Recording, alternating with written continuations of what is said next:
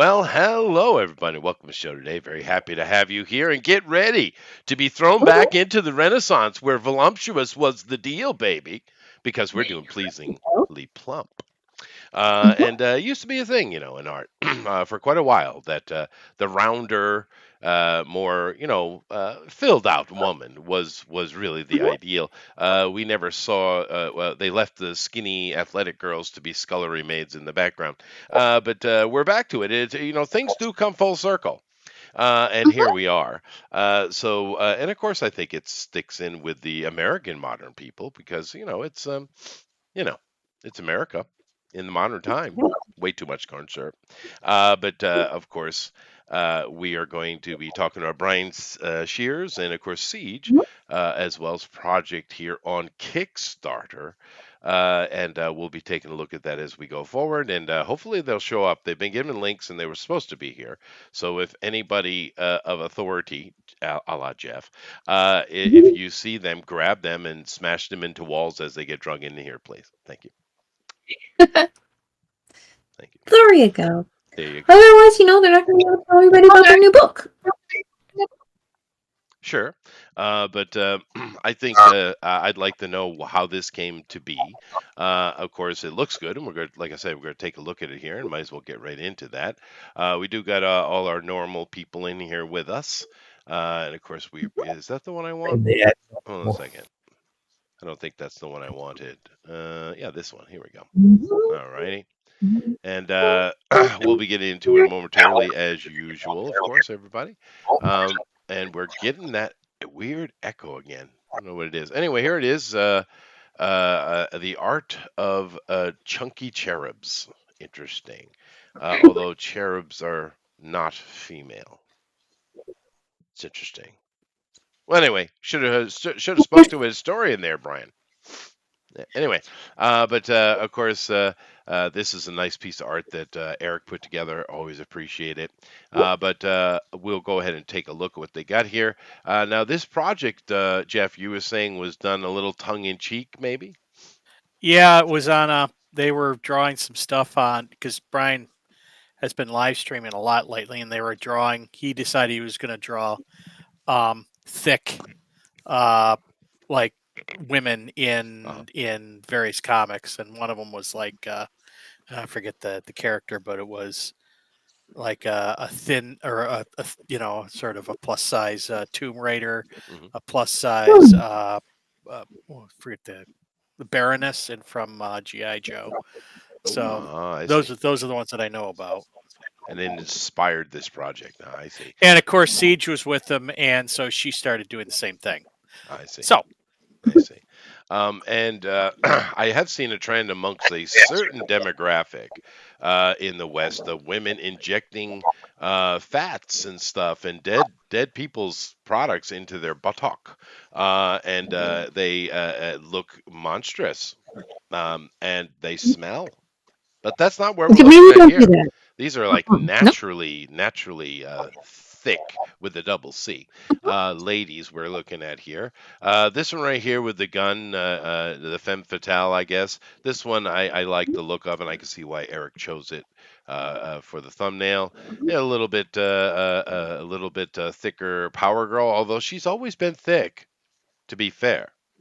Power Girl is not. She's strong looking. Yeah, she's not the thin like Supergirl, right?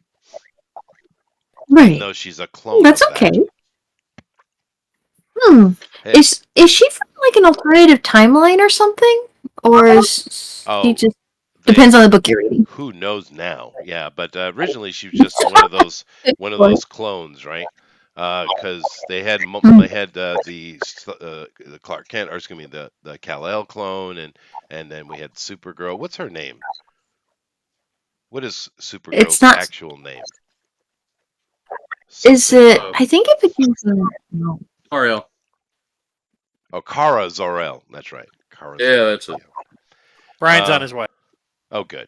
This one's nice. I like this one. Cute. Poison Ivy, dangerous. Of course, that doesn't make sense. She would be a vegan. Vegans can't gain that kind of weight. Let's see here. Or maybe she would be anti-vegan. Maybe she'd be carnivore. That's probably the opposite. That's probably true. Yeah. That's probably true, right? Yeah, she wouldn't be eating her plants. No, she'd be a carnivore. Yeah, that's true. Okay, they are in. Somebody needs to update their role. Okay. Let me go over and do that. And let me drop back in on this side then. And let's see here. So I got to update their. They're both here. Yeah, but he said I need to update their status. How do you want me to change it? I did. Oh, you did. Oh, okay. Well, I'll just shut up and do my job then. Fine. Do your job, Chester. I will. We do. Don't have... let me distract you. Yeah. Or interrupt you. Oh, no, that's fair. We got Brian Shearer and Ceage in here with us. Hello. How are you doing? Hello. Hello. Hello. Hello. Oh, that's great. Hi. Echoes. Hi. That's good. So Brian, you've decided to go the voluptuous route. A lot of people are for that, dude. I did because it would be fun. That's all. Yes, Brian, you did that. I did that. Just me. I did it all alone. You did that. Yep. Okay. This is really. What am I supposed to be looking? I just see names. You don't have to just click on Chester and then do the watch stream. Ah, look at this. Yeah. You could do that, or you could just come in and have everyone's faces up and be able to see what each person is doing individually. But I was just kind of showing off the page, which I'll go back to doing since you're here, and you guys can talk me through it. So let me see here. Okay. All right. Let me see if I do this. Does it drop it on the other side like that and throw me off? I wonder. Probably not. Let me check. But anyway, it's been a while. I haven't seen you guys. So hopefully you've been up to all kind of things. But this project, you guys already got a grand on it, which is great, of course. What else have you guys been up to beyond this? What you been doing, Ceage? I've been drawing. Brian. Hey, Brian, what have? I've been drawing the next art book. Yeah. That's a spooky book. A spooky book of spooky ladies and monsters. Oh, it's coming out right after this one. So another pinup? Yeah, pretty much. Yeah, it's going to be 40 pages, I guess. That's what we decided. Yep. That's what I decided right now. 40. There we go. Yep. Decisions made. And this is 1234 Publishing, of course, and someone's going to have to explain that to me. And that's just my imprint for doing little art book side project things. So don't read too much into it. It's just I will read into it. All right, you know what? You can divine whatever you like, and I will back you up 100% in whatever you say. Awesome. So let me see what the Wikipedia says, because it's always accurate. All right, hold on a second. 12. Tell me what my annual income is to wherever that website is. I'm sure that's accurate. Yeah. $8 million. $8 million. Is that what it is? Yeah, a month. A month. I don't think you'd know what to do with it. I don't. We're just doing these sweet little books for fun. Yeah. I see. Well, I have found the answer to the question. Everyone listening. 1234 is the third album released by the punk band Authority Zero. There you go. Wow. Oh, okay. There you go. Clearly that's where it comes from. Yeah. Neither did I. Yeah. Of course, it's also an angel number, which means love. Oh. Aww. I just named it that because every time I look at the clock, it's always 12:34. Oh, yeah. Sounds like you're stuck in some kind of loop or something there. Yeah, that's it. It's like my own Groundhog Day. Yeah. Anyway, we are going to get into it. It's on perfect timing and great segue. So we're going to need ourselves a countdown here and to get everybody going, because we do have a 2-hour show and they can do whatever they want. This is PG-13, by the way, guys, and perfect, subject matter for it, I'd say. And of course, we do need that countdown. So if you guys would like to do it together or individually, or I don't really care. But it must be exuberant. Are you asking us to count down as a family? I don't even know what you're saying. No, well, Hold hands you want us and to let's count down out loud? You're the first person to ever realize that I don't know what I'm doing. No, I'm sure I'm not. She's not the first. Yeah. Anyway, okay, Ceage, you do the countdown. Go ahead. Oh, no thanks. Start from 7. Yeah, that's a good number. 7, 10, 4, 1, go. That'll do. All right. We need kazoos though. Thank you. Thank you. Okay. I didn't know what to do with that section of numbers. Why, Jeff? Why? Anyway, so Transformers theme song. Yeah, no, that's fair. It's appropriate for today. So, are you guys familiar with Rococo? Mm-hmm. I wasn't talking Who's to you. she? I'm talking to the guest. I'm not. Ceage, are you? I feel like we're talking about a drink, or is this a person? We're talking about an art style, an era of art that came in after the Romantic period. It was called Rococo. It's very colorful, known for its, sexual innuendos and plumper girls. Rococo. Okay. Yeah, humanities class. Go figure. I remembered something. Well, they came in handy. Yeah, it did. Fine. Yeah, actually, it's one of my favorite art forms. It's absolutely gorgeous. But it definitely would they would be appreciative of what you guys are doing, because they couldn't be as forward as we can be today. But they always had the very subtle, tongue in cheek when it came to sexiness and stuff like that in that period. And of course, it's very colorful. It's that beautiful finished, realistic. Almost photorealistic art form. And of course, there were a lot of voluptuous girls, but that's before we came into the modern era and started getting the more thinner girls. Of course, when did that happen? Can anyone tell me when it changed? Because I do remember seeing pinups from various World War II movies, and those girls seem to be, a little healthier and thicker girls. Yeah. I mean, I don't know. 70s was probably the skinny era. That may be, yeah. Maybe. Well, maybe like late 60s. 60s was winding down. Yeah. Because I mean, if I'm thinking like Marilyn Monroe would be, she was full figured, is what I'm saying. Yeah, but she was like 50. She was like in the 50s. Yeah.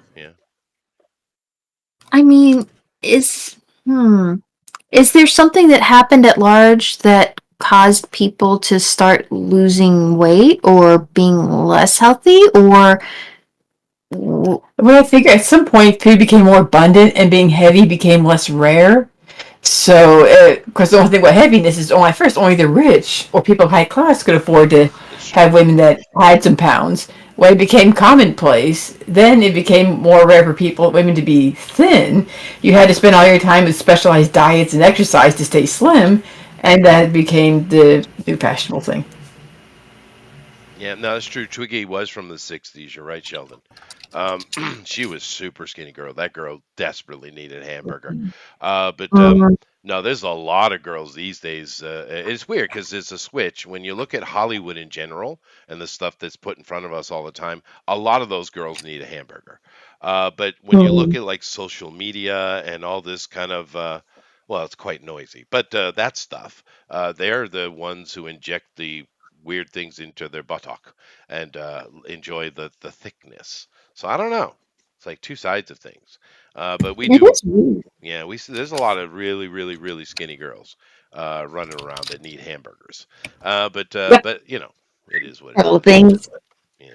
I'm guessing there's just like a couple of people who run really popular magazines that just decided that was a good idea. I don't know. Probably. Yeah, no, I'm sure someone made the decision, because if you look at things these days, everything you're told what you're buying. You don't choose anything. Right. So ridiculous. Yeah. But beyond that, everybody go hit that like and share button. Let everybody know we're on, and we're doing Plump Girls, which is a good thing. And let me do that myself, which would probably be a good thing. And hi, Eric. Hello. So now everyone knows you're a manscaper. Yep. Does that also include the thick double C girls? I'm sorry, I don't understand that question. I intentionally left it vague for you.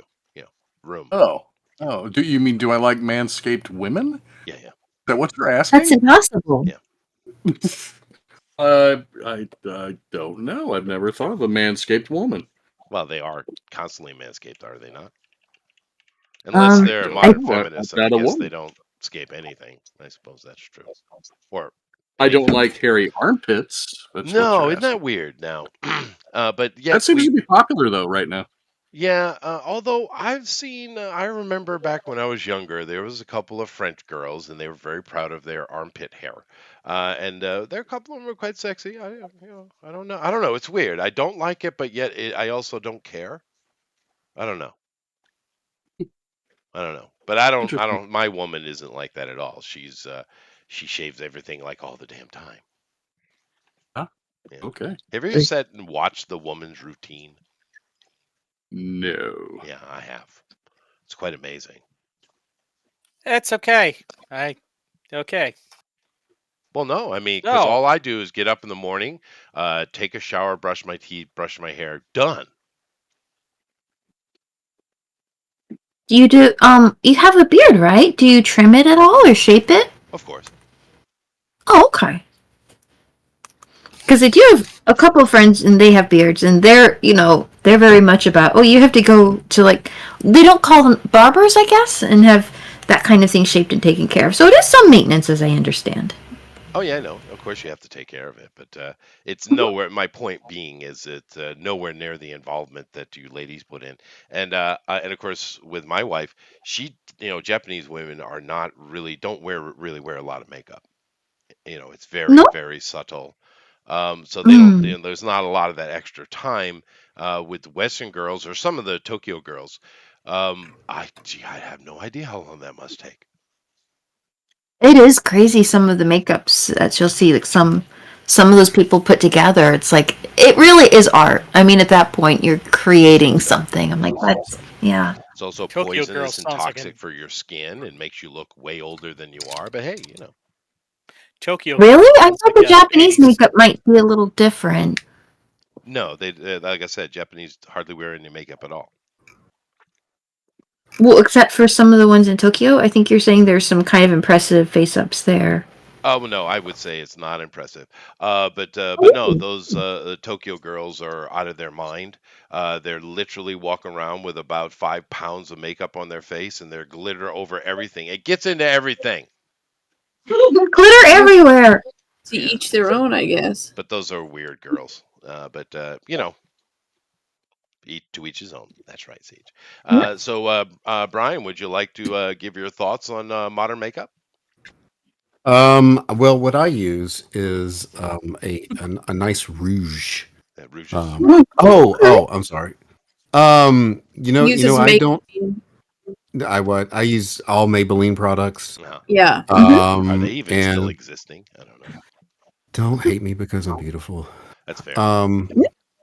Which one of those girls said that, dude? I think that was the chick from Weird Science. Oh, yeah.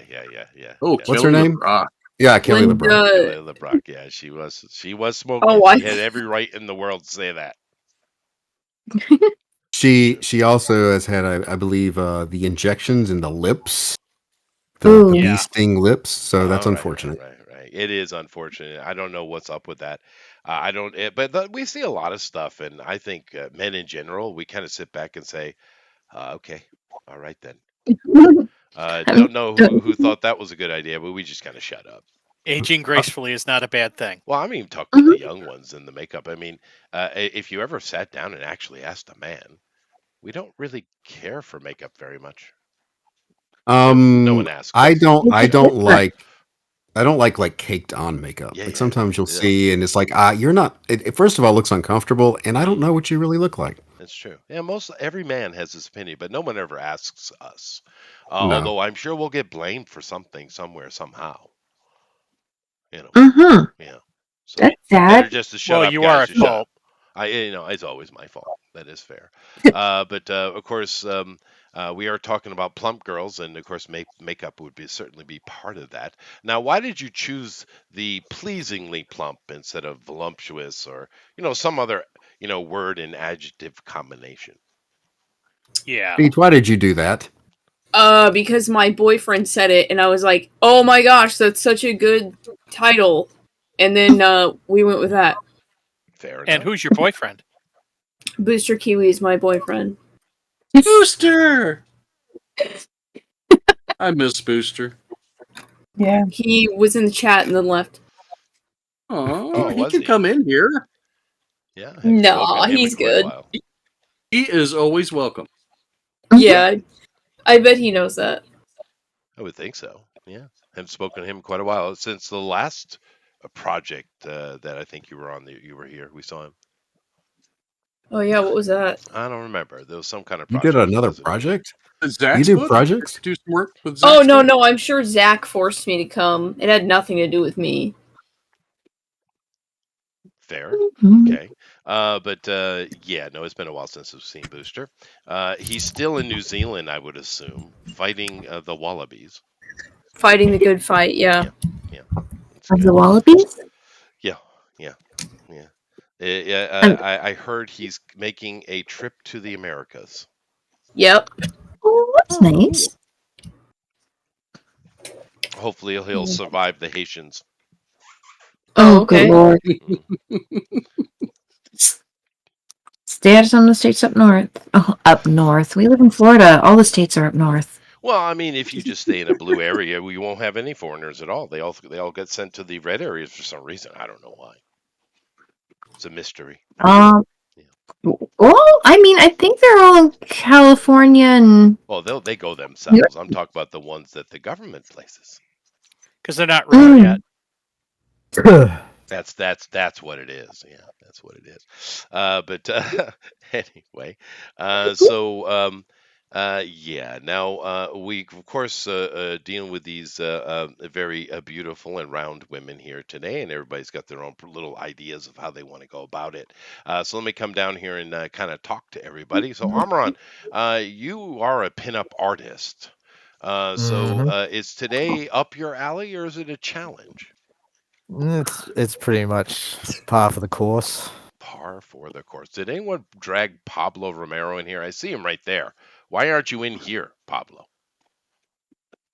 Howard.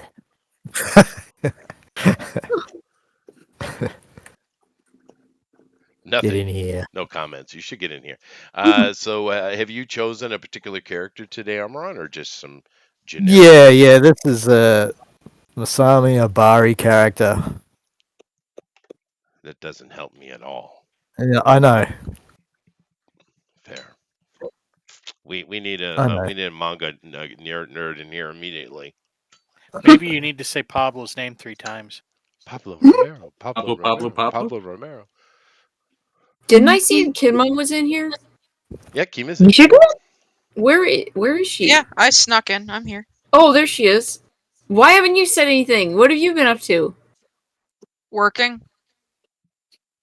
Just working. Just working. Normal life stuff, huh? Just getting yelled at on the internet as usual. That's cool. Why? Huh? Just stupid drama. The internet? Hmm. Get out. Why would the internet have any interaction at all with a Canadian teacher? Because I work for Voice Me Comics. That's why. Okay. And we posted a comic that people are pissed off about. So Why would anybody be pissed off about a comic book?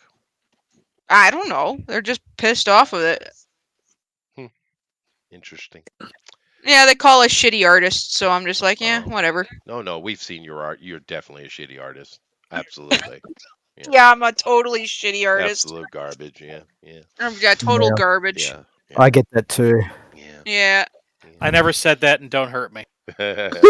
I don't know what it all is. I mean, of course, on our Monday show, we do kind of have a laugh at all the nonsense. But as I've always said, people own those IPs. They can do whatever they want to do. Right? Yeah, exactly. Do whatever it is you want. Just stop yelling at us. Yep. Goodness gracious. So what is the subject of this book that is so erroneous that it needs deleting, please? It's just it's a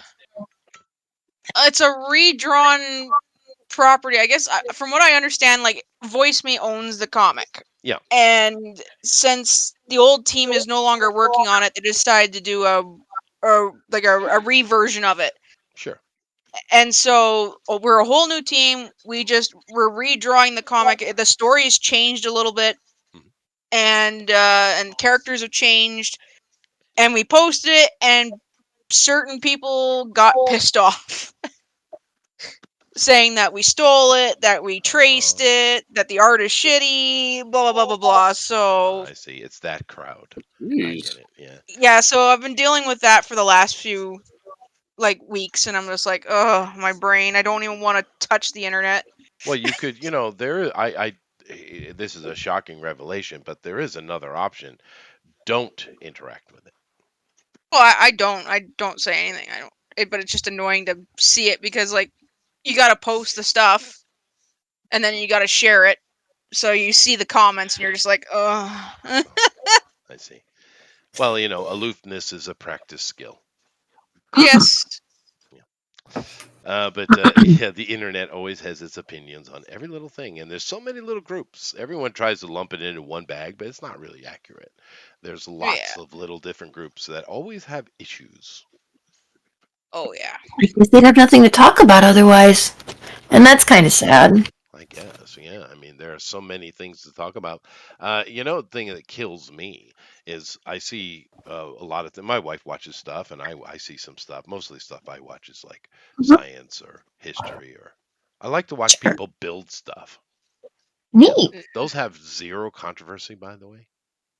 But anyway, I do see stuff, and it's amazing to me. I see so many of these people having opinions and talking about stuff and writing stuff, holding a cell phone in the hand or doing their video on a cell phone. And they're the dumbest humans you'll ever meet in your life. And I don't understand it because you do realize in your hand is one of the greatest inventions in human history. The entire knowledge of humanity lies at your very fingertips. Go find out what you need to know and then figure out what you think. Don't just, mime that. I agree. Sorry to hear that, Kima, but you keep doing you because we love you. Even though you're Canadian. So, what did the ancient Maltese think about thick women? They were not. No, they're not really into it. Actually, if you look at all the Maltan art and things of the past, they're very into athletics. Those Mediterranean island peoples, they're really into sports. They're very sporty, going back thousands of years, actually. Very sporty people. So what you're basically saying is Brian and Ceage's book is not going to sell well in Malta. Probably not. That's what Although, you think. I'm sure I'm completely wrong. It happens sometimes. Actually, one thing that's kind of interesting about Malta, though, is the local people, the Maltese, right? It's a very cosmopolitan place. It's very mixed, and it's been mixing for a very long time, right? So the Maltese have their own look. I mean, if you see a Maltese, oh, that's a Maltese, right? Like if you see a Russian, you're like, oh, that's a Russian, right? They are beautiful people. They really are. They have like this almost golden caramel skin color. It's a really beautiful tone. A lot of them have lighter eyes than you would expect for that skin tone, right? But it really goes well. Their hair tends to be sun bleached, it's Malta, but they're just beautiful people, and they're super sweet, super kind. The hospitality is through the roof. I'd like to see someone do a book on them. That would be nice. You don't see Maltese faces in anything. Well, maybe the next time you're there, you could take some notes and try writing a book about it. There you go, Brian. I'm the busy. Cartoon Women of Malta. Women of Malta. Brian. I'm on it. They are beautiful people. I'm serious. Very, but they are very sporty people, though. Well, The I will only call it the Maltese, the very sporty people. There you go. That's the perfect name for it. Very Um, sporty. but the food is amazing, though. I Oh. absolutely adore it. And of course, it was a Knights Templar base and whatever came before the Knights Templar and whatever. But it is one of those places. So there's sightseeing galore. The food is amazing, and like I said, they're super friendly and it's very safe. And yeah, I love Malta, dude. I Nice. do. But I am Yep. I am going to my Mediterranean house is going to be in Sardinia, though.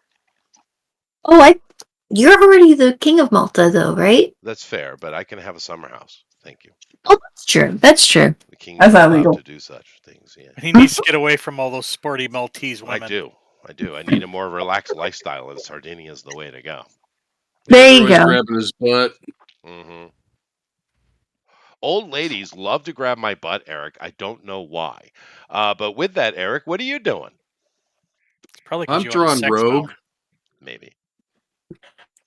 You're drawing Yeah. Rogue. That's interesting. I just thought a Rogue would be cute. That is Yeah. cute. Yeah.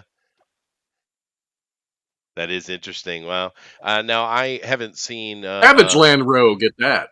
Savage Land Rogue at that. That's true. Now I haven't seen Deadpool and Wolverine yet. I when it comes out on Blu-ray, I will watch it. But I have seen lots of little clips here. Even though you try to avoid it, it just comes up. And I see that they had Hugh lying back in the bed looking at the picture. Right? It's a meme, right, from the 90s cartoon. Was it in the comic book too? I don't know. I think it came from the cartoon. Yeah, I think it was a cartoon. But then they showed, and it's this ultra sexy Rogue from the back, right? Yeah, yeah. Yeah. There was that one famous shot of her in front of Apocalypse where she's fallen over. Yeah, yeah. But I mean, it is cute standing though. That was over a her. nice little wink, a little bit of insider joke for the comic book guys. But that was fun, for sure. I got to see the movie. Everyone said it's just this huge homage to comic books in general. Has anybody seen it yet? It's fun. Yeah, I saw it. Yeah, it's good. Yeah, it's good. Well, there we go. It'll be fun when we watch it. Let's see here. Kima, of course, is doing. This is very manga-esque you got going on here, Kima. Yeah. Since that's all I've been drawing for the last few months. I see. Which character is this? Just one I've made up. Very good. Well, she's very pretty. She is pretty. But is she plump? I don't know. Maybe you can make her plump. I don't know. We'll see what happens. Well, she's supposed to be not only plump, Kima, but pleasingly so. I'll try. No promises. All right. No pressure. Well, it has been confirmed you're a shitty artist, so. Yeah, exactly. I'm a no very pressure shitty artist. whatsoever. Yeah. No good. pressure. Yeah. The internet doesn't lie. The internet does Yeah. not lie. You're a very good artist. Boy, what a Everything freaking is statement. true on the internet. Kima's like one of the best artists we've ever seen. I know, right? It's so stupid. Oh, these Like a people. force of nature. She's so good. Unbelievable. But it is what it is. How about you, Ceage? Who's your favorite artist? Oh, my favorite artist? Mhm. Just my bestie Brian over here. He's my favorite artist. Okay. Brian, would you like to reciprocate with your favorite? Oh man, well Siege is pretty good. I'll go with Siege. All right, so that's what I We're got. just That's what I each got to other's work with today. favorite. That's what I got to work with today. Not Larry. Larry Hama's my favorite. But yeah, His second favorite. second favorite because we're so close. Me and Larry. There you go. Whenever Larry remembers his name. Yeah, whenever that was. That one time. Mike, in current modern times, I really love what John Dillard is doing. I mean, God, it's so good. But there's another dude from the past, way back when it was like my uncle's books that I was reading. It's old stuff. I think there's like an award named after him. His backgrounds are amazing. I think his name was Eisner, maybe.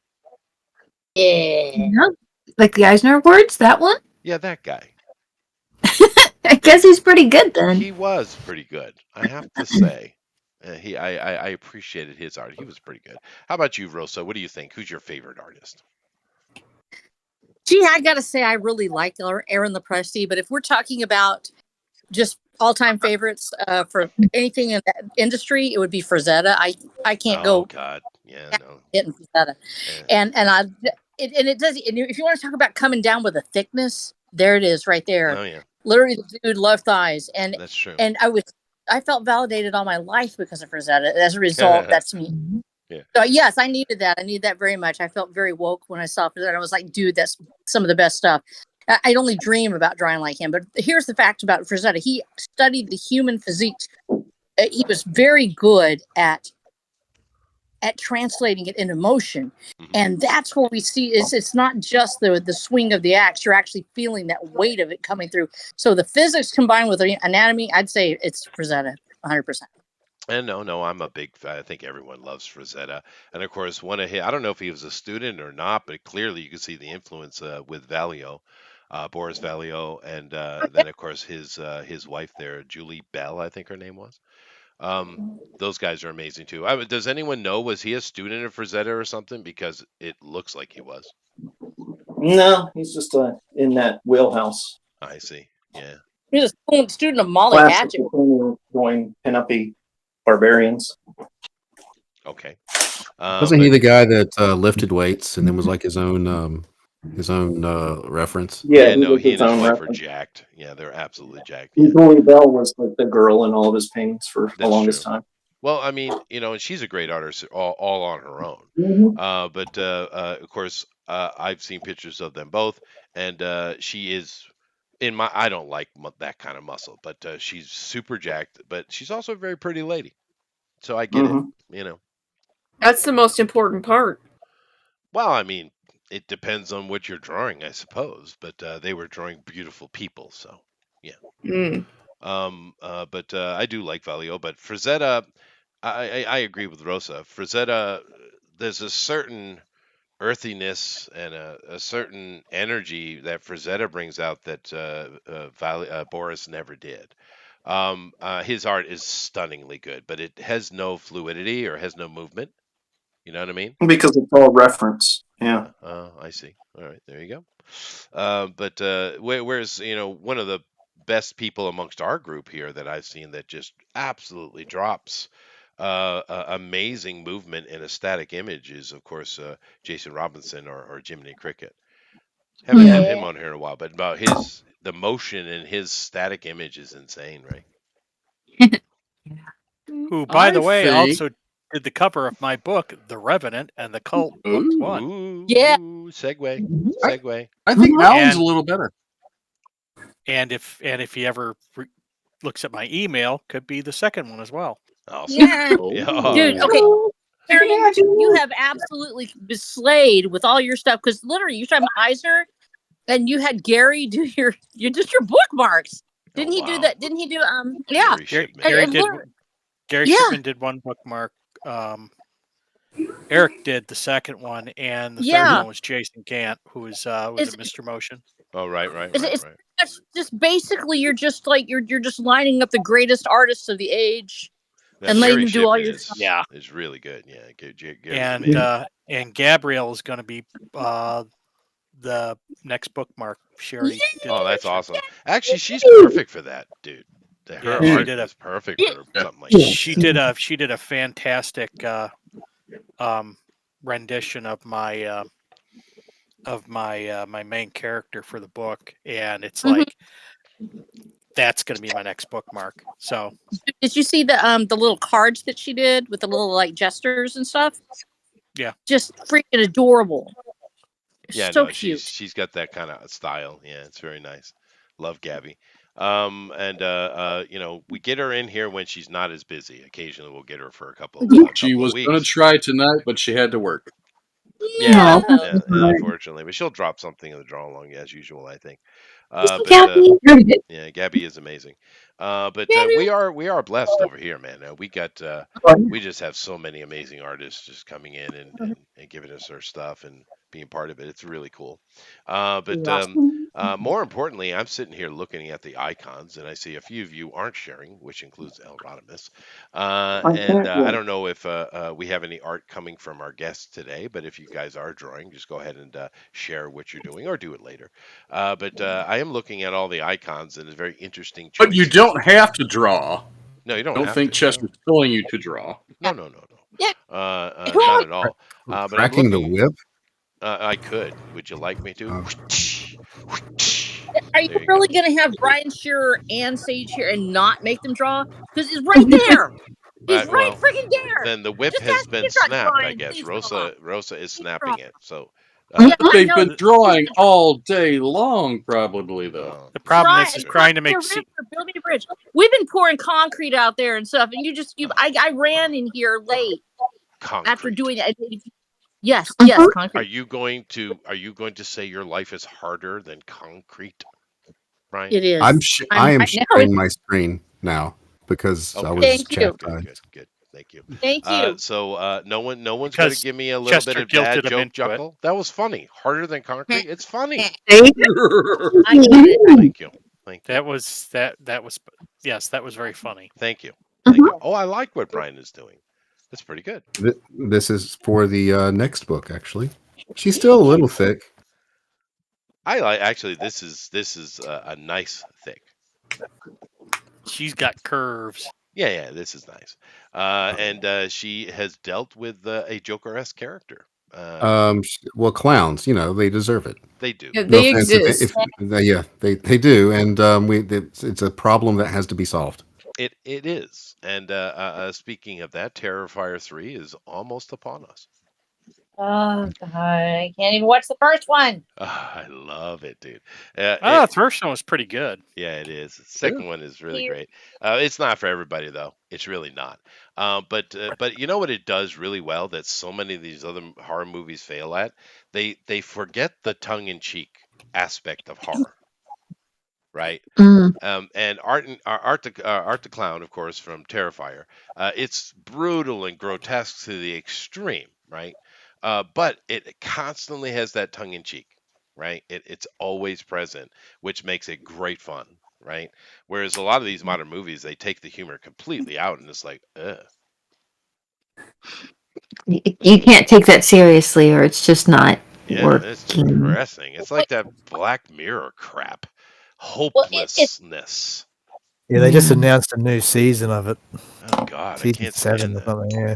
It's so hopeless. Oh, It's good. not Armor on fun here. at all. Yeah, I'm here. Are you going to answer for that new trailer for the Australian Office? Oh, What? Or are you renouncing your citizenship? What happened here? I denounce it. What did I miss? denounce. What did I it's miss? such an easy formula. How could you screw that up? What did they do? I don't know. They managed it. It's just super cringy. Yeah, there's already been like an office-like show that came out years ago Mhm. called Utopia. Oh, I think I remember that part. Yeah. Yeah. People are saying, it's just, we already had one and it was called Utopia.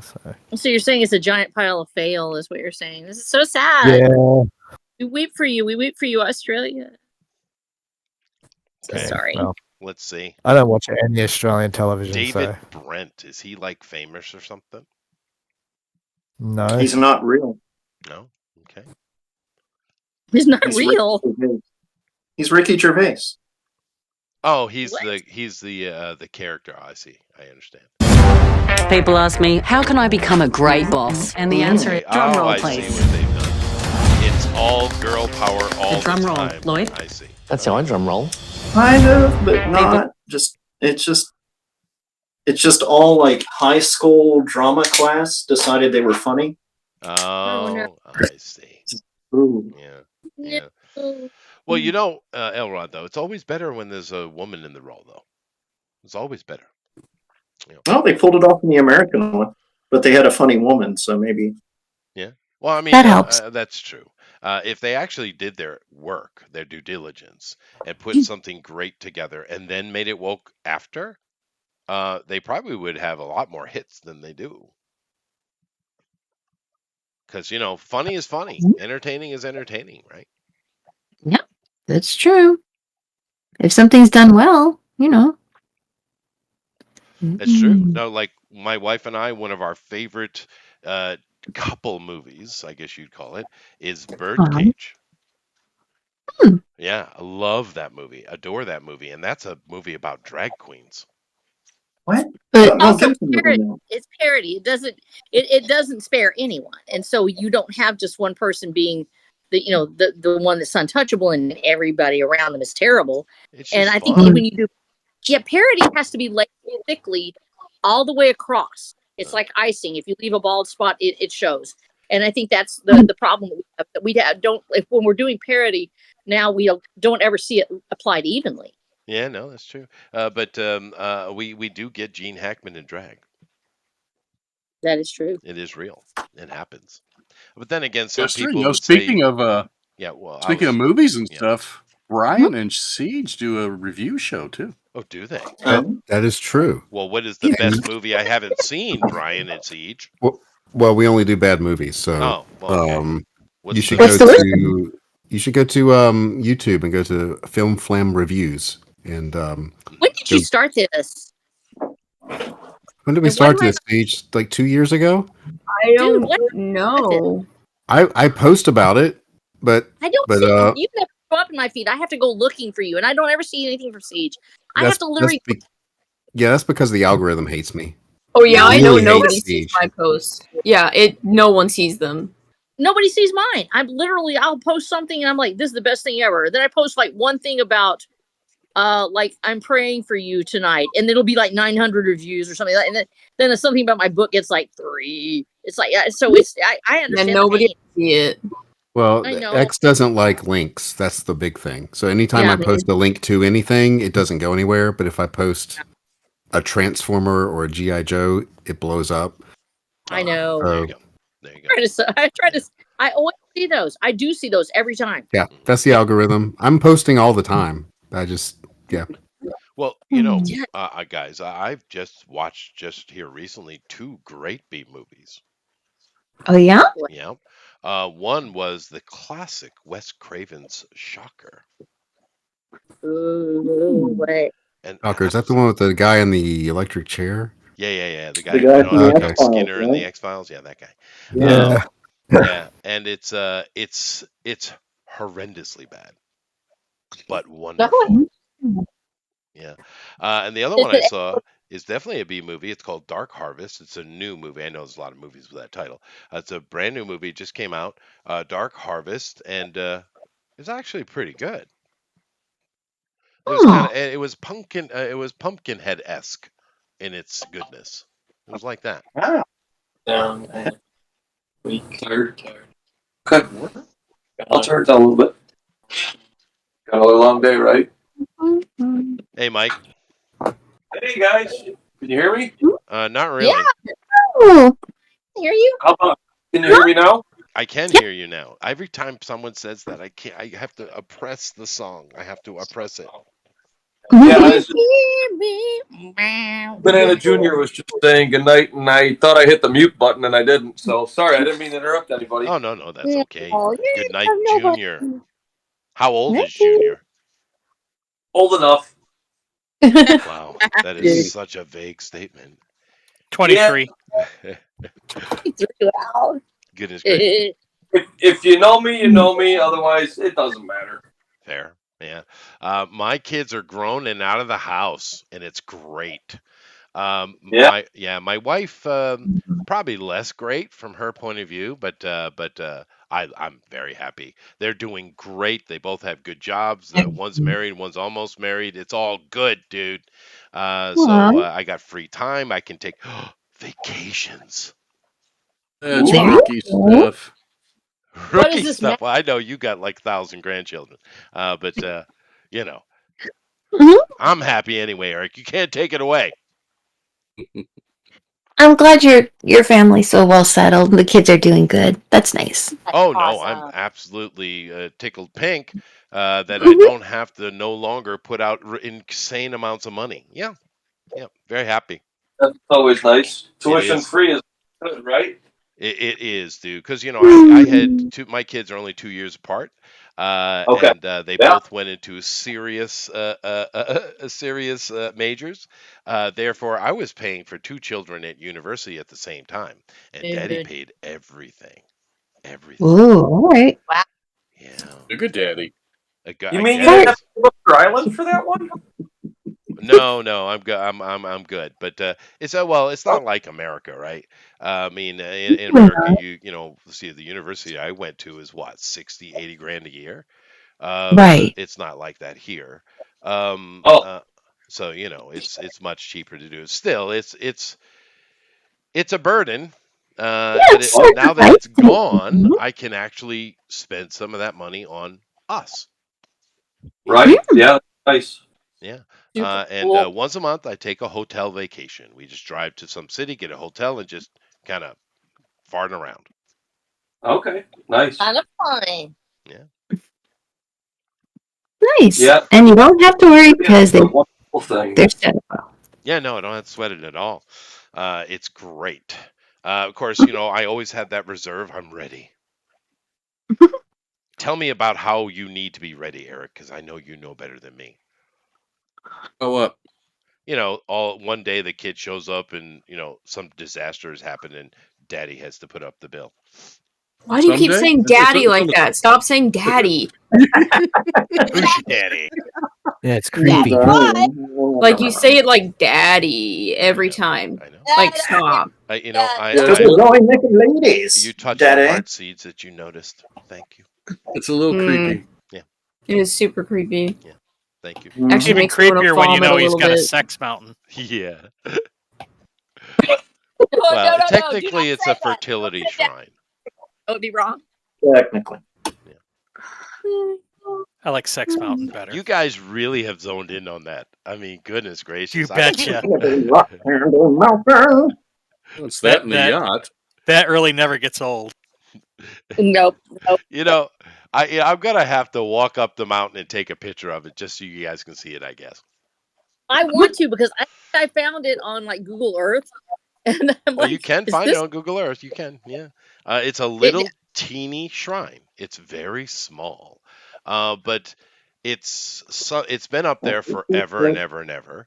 Of course, Japanese are always rebuilding their shrines and temples, right? It's part of their system. So it's been up there. I don't know, 1,000 years, probably more. Oh, so not like since the 70s, but like. Oh no! That's an ancient thing. And got there in the 70s. The rest was already there. yeah, but people have been traveling from far and wide to go to that particular little shrine in this little teeny fishing village because for some reason it works. They say. So women who are having trouble bearing children will pilgrimage to the shrine and pray at it, I guess. And there are people that go up all the time, and it's just simply when you buy property and because shrines can't be moved very easily, and nor should they, right? And when you buy a property that has a shrine on it, you become responsible for it. That's it. That's neat, though. You are the steward. I am the steward, yes, but I basically snap that whip and get the locals up there cleaning it. So they better clean it. Mm-hmm. Do they call you daddy when they go up there? They might. Oh, Daddy Chester, come and go to a mountain.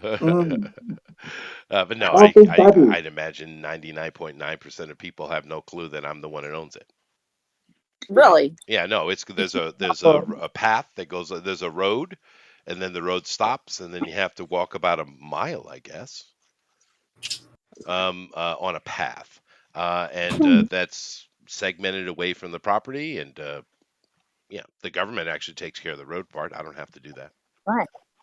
Nice. Now, is the care of the shrine, since it's been there so long, is it like a tradition in the village to maintain it, or is it typically from one family to another? Or okay. Yeah. No, the Japanese several, like 3, 4, 5, 6, depends on the place, but many times a year, the local people in the local area will get together and clean their area. They'll, deal with weeds and unwanted plants or trees that they don't want, and of course they'll also take care of any kind of shrine. Temples, of course, are Buddhist, and the Buddhist system takes care of that. But the shrines are Shindo or animistic religion, so the locals take care of it. But they do. Japanese are great at maintaining community and stuff. Aw, that's awesome. Yeah. Well, I'm glad then that it gets to continue being a part of that shared culture and tradition, even if the land changes ownership. That's nice. Yeah. No. And the fertility shrines here are really interesting because they tend to be smaller. But inside of them, this one has several, but they'll have some manner of phallus. The one up there has several wooden ones and one large stone one. Yeah, and usually they'll be built over a period of different ages. Is that right? Like you have That's right. That's right. Yeah. Dedications and stuff. I don't know who the person who dusts the phallus is, but it's not me. Don't lie. I think they polish it. They probably do. There's probably some weird ceremony that happens once a year that I'm unaware of, and I'm happily ignorant. Oh well. Oh, imagine putting that on a resume. Yeah, really. No, it is funny though. Men's room attendant, knob polisher. That. Although it is interesting, in this village there are a total of 2 plump people. Speaking where pleasingly plump. These girls are not pleasingly plump though. They're just plump. Anyway, there's only 2. Everyone else in Japan, right? But there's only 2 heavyset girls here. They're sisters. They live very close to me, just over here on the other side of the hill. And I've never spoken to them. I've never seen them speak to anybody else either. They're kind of weird. But they walk up to that shrine often, and I mean several times a year. Chester don't do fatties. Well, I don't do anything. I'm married and long time married. Yeah. But yeah, no, there's not a lot of plump girls in Japan. It's not a thing. A lot of them eat hamburgers. Yep. I don't doubt it. It would do them some good. It would do them some good. Yeah, there's a lot of skinny girls here, boy. You should introduce the biscuit. The biscuit? Yeah, no, right? Mm-hmm. Actually, one of my students in my adult classes, she's a really sweet lady, very nice person. She's a Pilates teacher. Oh, really?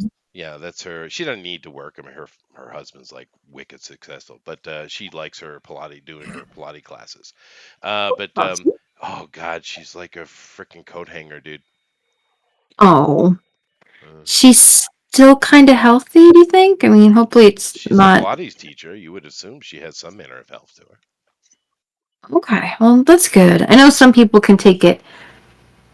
Some people are healthy at a really, really, really thin weight, and that's fine. And that's fine if you are. But as long as she's okay. Well, especially I'm in the countryside, so most of the countryside Japanese girls kind of have that, jeans and blouse look, right? Countryside girl.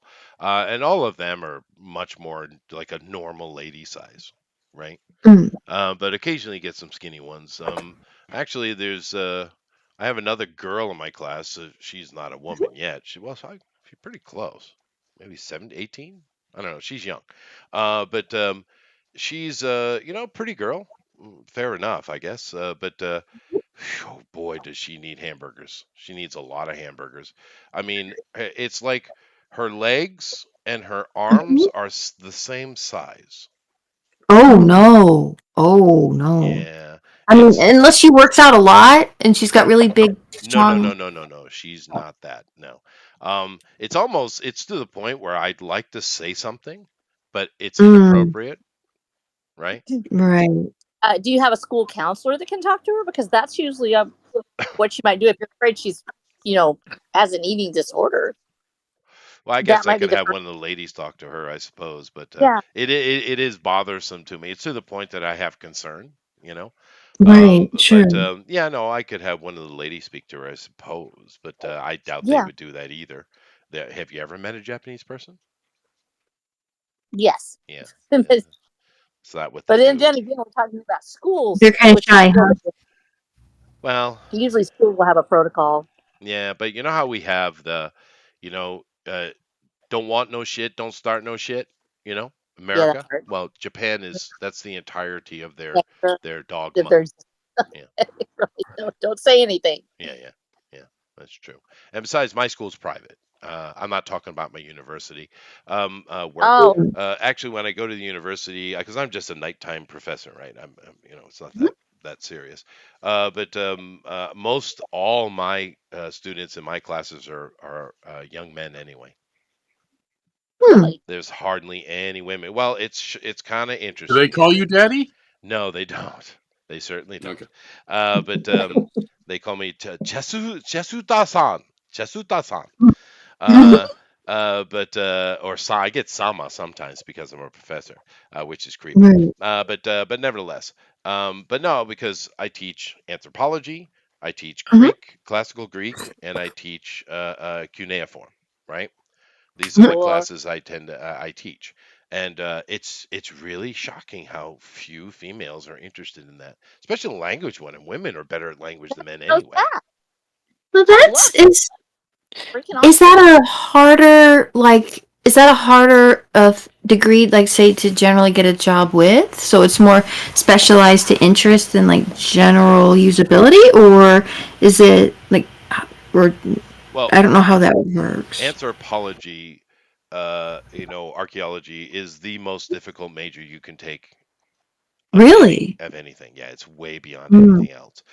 Because when you study anthropology, particularly, Mhm. you have to study zoology, anatomy, botany, geology, psychology, philosophy, Oh, language, Multi-dis- all manner. It's just there's so many majors inside anthropology. It's noisy. It's oh, very, Yes, very wow. noisy. Yeah. Interesting pottery. then. But I don't know that matters. I don't think girls are scared off by difficulty. No, I don't think so. Yeah. It's probably whether or not you can get a job in it because you have to have connections. Practicality. Yeah. Well, outside, I would agree with you, but here in Japan, they have a cradle to grave system, right? So when you go through the system, go to university, you're placed in a job, and then you do that job for the rest of your life. You die. That's Japan, Wow. and it's amazing, that because that's why there's no poor people, right? It's a middle class society, right? Because of this system they have. So yes, all these students will have work. Everybody. Yeah. So that's not a problem. Yeah. So I guess that's why there's so much pressure on kids to get into good high schools, because you're not going to figure it out later in life. Oh no. And of course, high school is not required, right? You're only required up to junior high school here. High school, you have to earn your way into it, and of course, college, you have to even doubly so. But even with the difficulty of getting into a Japanese university, half the country has a degree. Half, That's cool. right? Hmm. In America, I think the percentage is like it's under 20. Someone Thank fact check goodness, that. they've done some more damage than good. But the degrees in America are just useless ones. A lot of them, Yeah. unfortunately, yeah. Yeah. That's true. They don't have those kind of social study type of degrees here. They don't have that. Yeah. Does is choke Spending people in daddy's debt. money. Well, because if you want to study something like that, like gender studies or something, I'm sure you could find it here. You have to go to a private school. The state schools don't have those kind of things. But in America, when we look at it, a private school is better. I went to a private school, right? Well, a semi-private school. But we see private is better in America. But here in Japan, private is not as good. State school's the way to go. The private Okay. schools don't get the push. They don't get it. Yeah. I looked it up. Thank you. In 2022, 54.3% of working age adults has earned a college degree or other post-secondary credential? Wow, How much? that is wicked high. I didn't know that. That's And most that's of 'em- higher than most of 'em Japan are because I crap. think Japan's like 47. Mm. Back That's in amazing. 1960, it was 7.7%. Wow. No, Oh. wow. That's So- amazing. Yeah. Depends on That's where how you they are. managed to destroy the country. Yeah. Mhm. Everyone's in debt. Yeah. Yeah. Well, in debt and brainwashed. That's Yeah. true. That's true. That's true. And But Elrod's right. There's a lot of degrees that people are getting, and I don't understand why they're wasting their time and money with it. Right. I mean, most people should go to a trade school. Let's be fair. yeah. That's why I'm glad I got my doctorate in Babylon 5 studies. There you go. There you go. But most people should go to a trade school. And honestly, when you look at a university, it's just a trade school, if you look at it properly, for things that just take longer, right? There Because you most go. trade schools are like a 2-year program, and then you go into an apprenticeship. Whereas universities 4, 6, 8 years, right, depending on what you're doing. But that's how it should be. But he's right. There's a lot of degrees. I don't know what you do with a gender studies degree. What jobs fall under that? Anybody? Anybody? Professor? Gender studies professor. So Yeah. Does you go to every student is going to be a Oh, I think professor. it's called a barista. Barista. Oh, thank you. That explains it. Bathhouse attendant.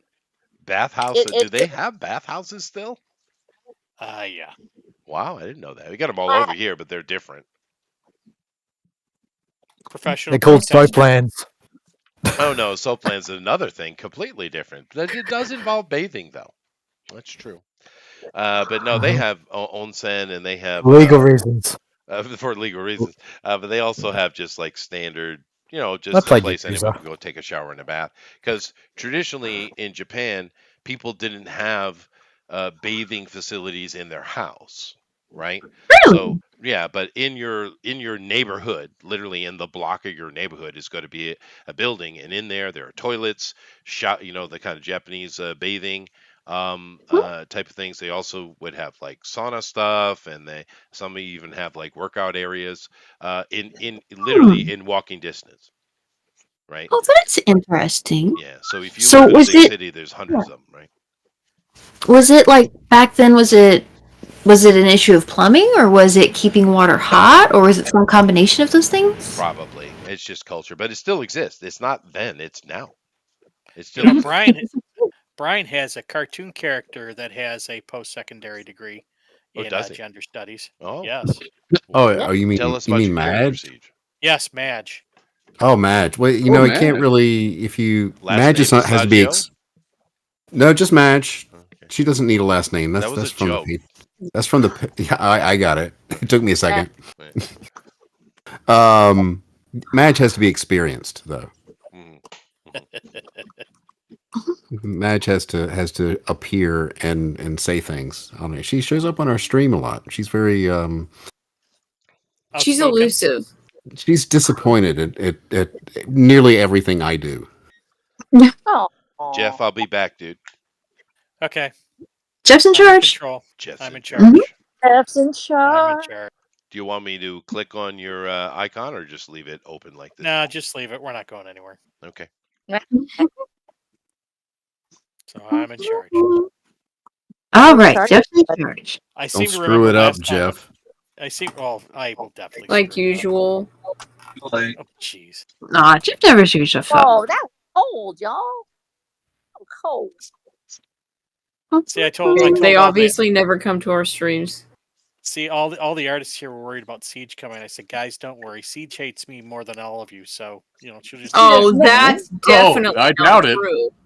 That is not true. That's not true. I definitely hate someone else here way more than you. What, really? Me. It's me. It's me. It's me. You're so right. How did you know? Ooh, me. So, No, I thought you were saying me. God damn. Spoiler, it's me. We actually hate each other. What? It's all of an act. That's the most fun. what a clever ruse. You all are suckers and you fell for it.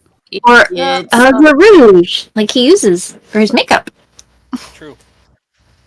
I have no idea who you're talking about, but okay. It's okay. See, the joke is that I'm in charge, but I have absolutely no power. So it's nothing I can do, but I'm in charge. You're supposed really to quiet. keep things moving.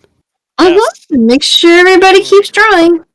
Yeah, Can't and do if they anything about don't it, Not drawing. People are sitting. but I can keep things moving. That's right. I'm like So I'm like the drawn and quartered large intestine. That's not even. That is something wrong.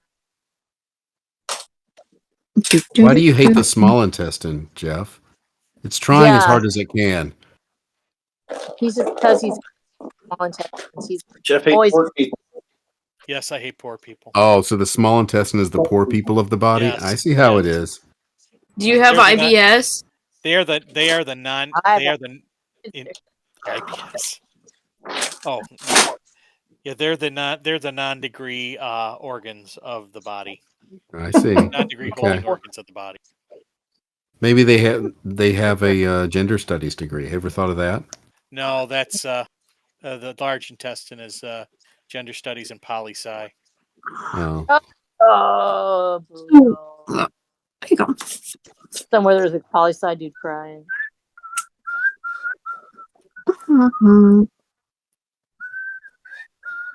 What? Frickin' Mike's yelling at me in chat.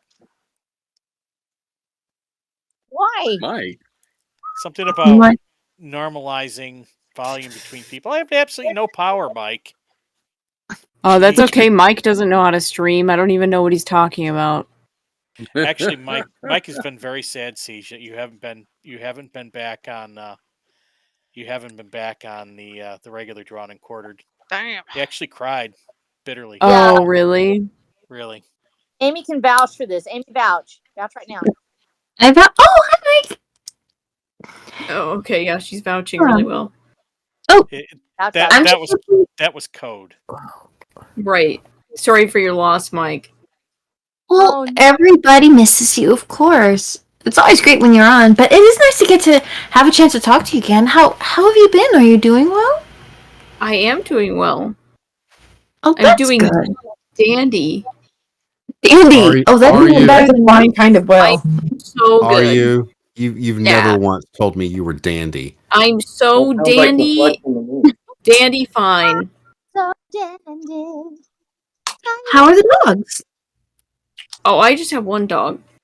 What? But my dog and Brian's dog are both doing well. Oh, good. What kind of dogs are they? Yeah. I have a min pin. Min pin sounds so fancy. She Made does that sound up. fancy and she looks fancy. She is. What's her name? Fancy. Talos.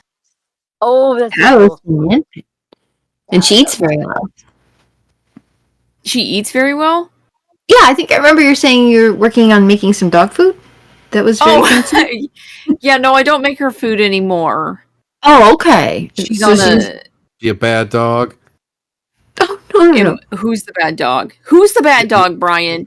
You're bad. Your dog. Your dog's the bad dog. She's No. very good, You are- but she's also bad. Your dog interrupts our stream all the time. So does your dog. I gotta let the dog in. Gotta let the dog out. Gotta let the dog out. Shut up. Dude. Yeah, that's your dog. Damn. There's 8. Now it feels normal. Yeah, this No. sounds like one of their live stream. Yeah, this is the reality of it. Because I'm gonna have to watch all of them now. You just did that, and I'm like, that's fun. I'm gonna do that. Well, I gotta go find the thumbprint cookie episode. Oh, you like that? Oh yeah. Stick your thumb in a cookie and call it a thumbprint cookie. Weirdos. Yeah. Does anybody know what a thumbprint cookie is? Yeah. I do. Ceage, you're listening. See? I do. For real. Okay. Well, y'all are every last one of you, a bunch of weirdos. I saw that stream. Who was Ceage? Was it you or Brian who didn't know what a thumbprint cookie was? I was talking about thumbprint cookies, and he acted like I was a lunatic. Yeah. No. Yeah. No. far No. off, You're fine. You're Yeah, fine. see? People know what they are, Brian. That's like That's fine. 30 seconds ago. I'm very happy that you all have weird cookie tastes. Listen, I was saying I didn't even make them. I've never even made them, but I know what they are. Okay. I'm not just like standing around sticking my thumb in cookies. I think all day. Little Ceage Horner over there sticking her thumb in all the cookies. Yeah, we knew it. That explains a lot, doesn't it, Brian? What's that? So that explains a lot about her now, doesn't it? Yeah, she's always got. I mean, if you ever look at her when she's on camera, her thumb's like stained purple. Yeah. I try to hide my thumbs. That's why she gets up and she always tilts the camera up when she lets her dog out because she don't want to see her plum stained toes. Probably for those toe cookies. My toe cookies. Oh my God. But I'm guessing that. Hey, Ceage, when you go out to eat, do they keep the breadbasket away from you? Why, they don't want me to grab it with my feet? Well, that or sticking your thumb in everyone. Or your finger. Yeah, it's an addiction of mine. They see me coming and they're like, okay, everybody hide the bread. Here she comes. Yeah, the Olive Garden. She's on a short list. Yeah, and I love Olive Garden. I'll tell you what. Mrs. Banana and I were out for dinner one time with friends, and one friend was dating a girl that we weren't too keen on, but we're like, whatever. They bring the basket out, and the first thing she does is she rams her finger into everyone and goes, "Oh, that's the one I want. Does anybody else want bread?" And we're all like, "No, we're good." That's crazy. It was gross. Was she trying to joke? No, she was dead serious. Trash. Did he dump her? Yes. Okay, good. Right then at the table. No. He should have. He should have been like, "Okay, we're donezo." He's a little more. He should have tapped a spoon on a glass and been like, "Excuse me, everybody, I have an announcement to make. You're out of here." Oh my God. She didn't last much longer after that, and we're all just sitting there going, "Oh, this is gonna be a long night." That's horrifying. Yes. Unfortunately, I would have said something. It was an explosive personality, let's say it that way, where you're just like, leave well enough alone, this ain't going anywhere. She's gonna murder you if you say something. Right. You just like, Have you seen him since? Have we seen her since? No. Oh, you've seen him since. Yeah, have you seen him? Yeah, he wised up and married a good woman. Oh, I thought maybe he was dead. Yeah. No. No, that's terrible. Yeah. He wised up and married a good woman. Wait, is this her right here that I'm drawing? Does she look like this? You know what, Brian? I'm not drawing. Hold on, let me turn on my iPad because I am not actually. I'm drawing on paper tonight, so not doing my. Let me find you on here. I'm still not familiar with how my iPad lays all this out. I'm sandwiched in between two people. Well, between two fat people right now sounds about right with the subject. Between two fat people? Who's fat? We're all fat tonight, Ceage. Right. Haven't you eaten a hamburger tonight? Yeah. Not tonight. Well, get on that. Sorry. Yeah, sorry I'm not eating hamburgers constantly. Ooh. I wish I was. Yeah. I'm trying to find. No, that ain't it. Brian, I don't know if I'm going to find you. Maybe this is it. Here we go. I got you. Oh, wow. That looks great. But is that her? No, not at all. Give me the bread. Give me the bread. Where's the bread? Yeah. Yeah.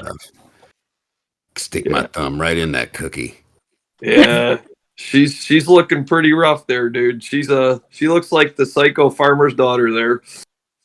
I'm feeling sort of threatened, actually. So yeah. I like it. It's great. Marianne gone psycho. It does have it's the hair, I think. Yeah, she does look like Marianne. Yeah. Hey, Gilligan, what you doing? You doing? That's Gilligan right there. It's just like it's all. I should have made this all the Gilligan's cast. Yeah. Put Gilligan's hat on that bald guy. I'll put right there. I'll put Gilligan's hat on there. Gilligan would be an awesome story. Thick Ginger, Thick Marianne. Gilligan's Cannibal I like Island. different things, like a science fiction one, where they landed on a primitive planet or something. Yeah, that could work. Or just straight up Gilligan's Island. Gilligan's Planet, greatest cartoon ever. I remember Gilligan's Planet because I'm old. Wait, that's a real thing? Really? Oh yeah. Oh yeah. All Gilligan's Island, but I don't ever remember Gilligan's Planet. Was that a cartoon? That was Yeah, it was a cartoon. Yeah. Cartoon. Do not remember this at all. Was that a cable cartoon? Because I didn't have cable. It was CBS. Was it really? What year? Or ABC, one of the big three. Yeah. Yeah. No. I'm sure it didn't last long. It was like anything that was familiar or had any kind of ratings on TV, they just made into cartoons at that time, and that was one of the many. And cereals. Yeah, and it's like, I mean, you just watch like the opening credits and you're bored because they got the original cast to do the voiceovers, but they all sound like they're like taking a lot of Valium to get through it. Yeah. That's how the Star Trek animated series was. Right. I'm actually That's true. They're all like sabotage. I say sabotage. You say sabotage. I say sabotage. Yeah, I I'm old enough think. for this, but I don't. I must have missed it. I know it was pretty good. It was funny. It was one of their many attempts to get off the island involved somehow a rocket ship, and they went. Yeah. And they missed. The professor's pretty handy, but I guess he needs better calculations. It's fair. It's fair. It was Gilligan's fault. Yet they still let him live. No, it couldn't possibly be Gilligan's fault. Gilligan's fault. He voiced that, after doing Far Out Space Nuts. Y'all remember that? Anybody? Yeah, that's Anybody? like around the same time, isn't it?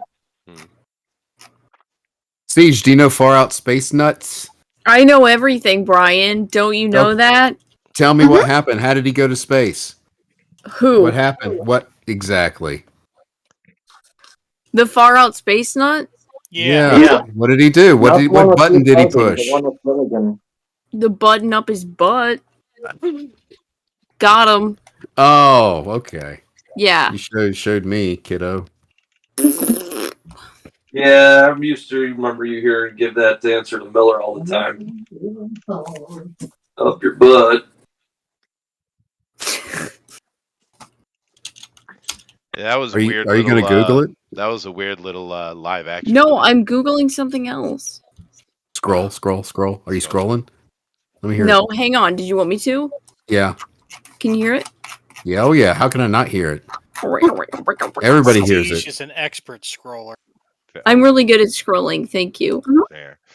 Well, there was another show that came out. I can't remember the name of it, but it was basically the premise was a bunch of it was like a business, like a salvage business, but they were space salvagers. They would take their rocket up Sanford and Son in space? What was it? Yeah. Sanford and Son in Space? That sounds about right. No, there was an actual Are you show. talking about Salvage One with Andy Griffith? What was it called? Are you talking about Salvage One with Andy Griffith? Was that it? I remember His old Andy was like, "Well, I'm going to get that the youth demographics from the Star Warses, make a space show." Yeah, Salvage One. That sounds sick.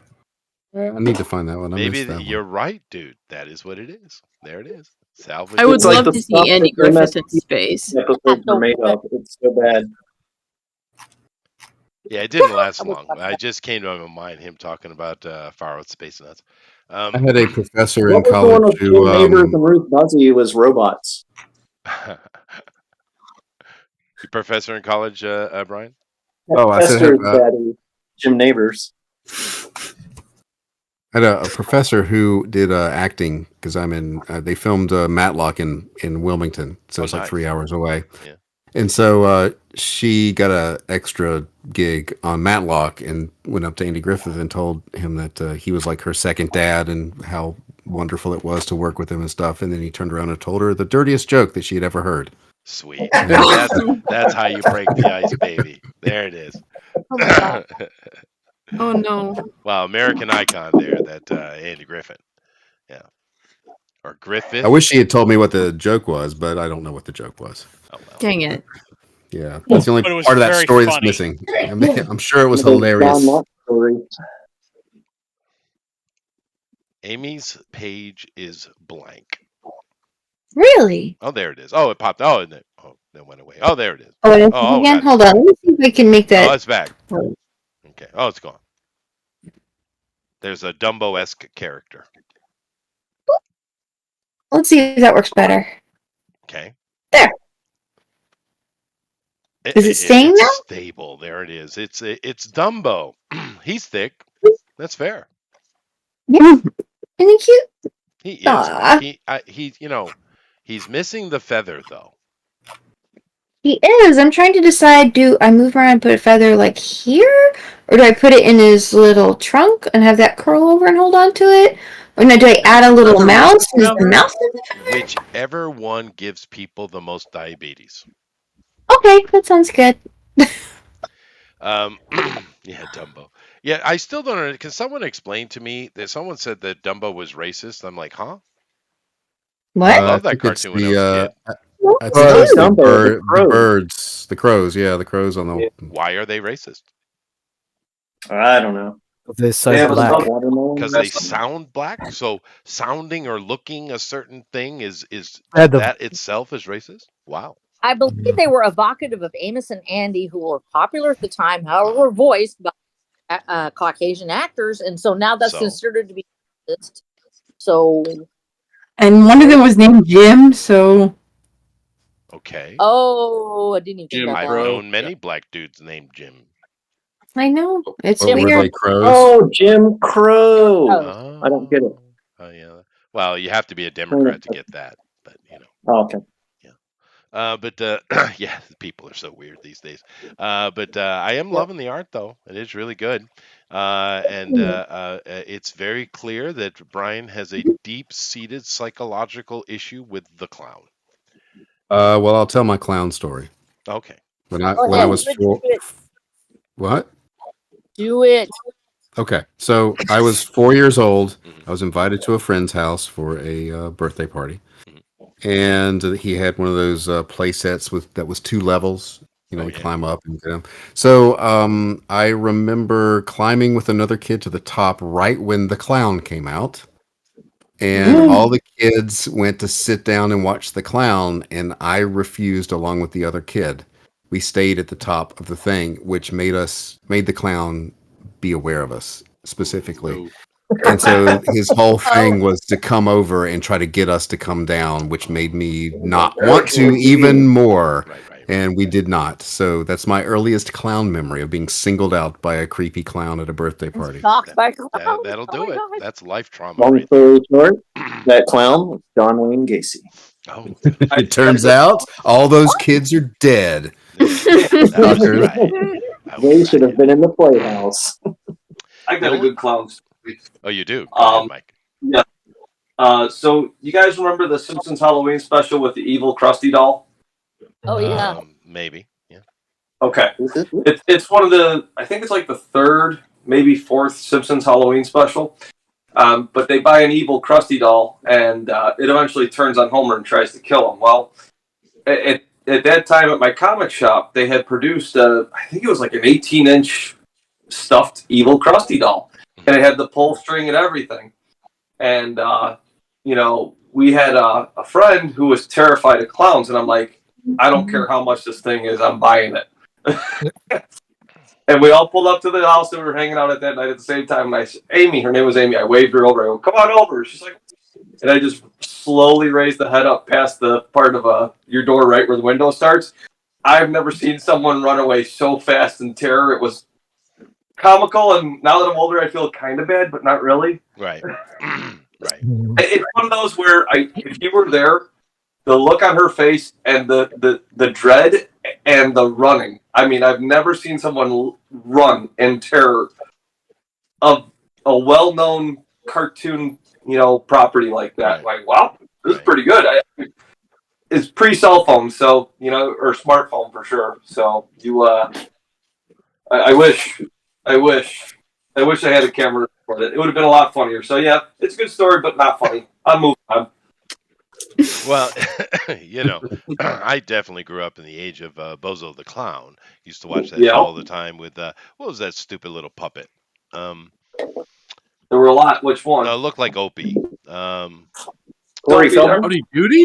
Howdy Doody. got Yeah, Howdy Howdy Doody. We're Yeah. not old enough for Howdy Doody. Oh no, syndication, dude. Syndication. Okay. Bozo was probably syndication too, right? I'm But old enough watched it all the time. But I don't really have a clown story though. I did one time whilst going to a pool see a clown swimming. Was he in full body like He was. makeup? I didn't ask questions. I just moved along. Was he crying? I avoided the scene. Splash, splash. But that's not really a clown story. I don't have one. Then again, I'm not freaked out by clowns. Eric's probably got a clown. That's probably why he manscapes. No, I have no clown stories that I can think of. I mean, my son's terrified of clowns. If you don't have the clown story, then you're the clown. Oh, it could be. It could be. Oh, that'd be interesting to hear a clown story. Clown story? Yeah. Yeah, a lot of people are scared of them. I never understood it, but it is a thing. They're usually really nice people who just like to make others smile. Yeah, I never got it. But I was very lucky where I lived. I got to see circus at least twice a year. And so, of course, the clowns are always the best part of it. And now that I'm older, of course, I've took my kids to a couple circuses, but mainly my circus entertainment these days is Cirque du Soleil, the weird French Canadian one. But the clown part's still the best. There you go. Okay, really honest. There was a thing that happened. It was called It by Stephen King. And before people have a phobia about clowns, but they didn't really necessarily. It wasn't like everybody talking about it. Some people loved clowns. You'd have people that would collect the dolls and everything, and it would be really cool. And so Stephen King's story literally changes the landscape for people that are studying to be clowns or to do those things, and they still how it has affected the industry where this becomes a horror icon instead of fun. And so it sort of has in some senses the clowns have changed. They've changed the way they do their makeup, and they become more of a funny man or a funny girl or whatever. They have props, but they don't use the face paint anymore. And the face paint actually is just an ancient tradition for exaggerating features in a large, dimly lit area. So they've changed their style, but you still have the same acting, the same, the little magic tricks and things like that. They just do it with a different setup, a different physical persona, because that's really what changed the landscape with Stephen King's story. Tim Curry. Tim Curry was amazing. Yeah, because he's Tim Curry. But another thing I've always found creepier than clowns, though. My grandmother had a few. Two, I guess. Two of those Chippendale hallway tables. And I never understood why that was so important to my mother, but it was. Okay. I guess Chippendale is a thing.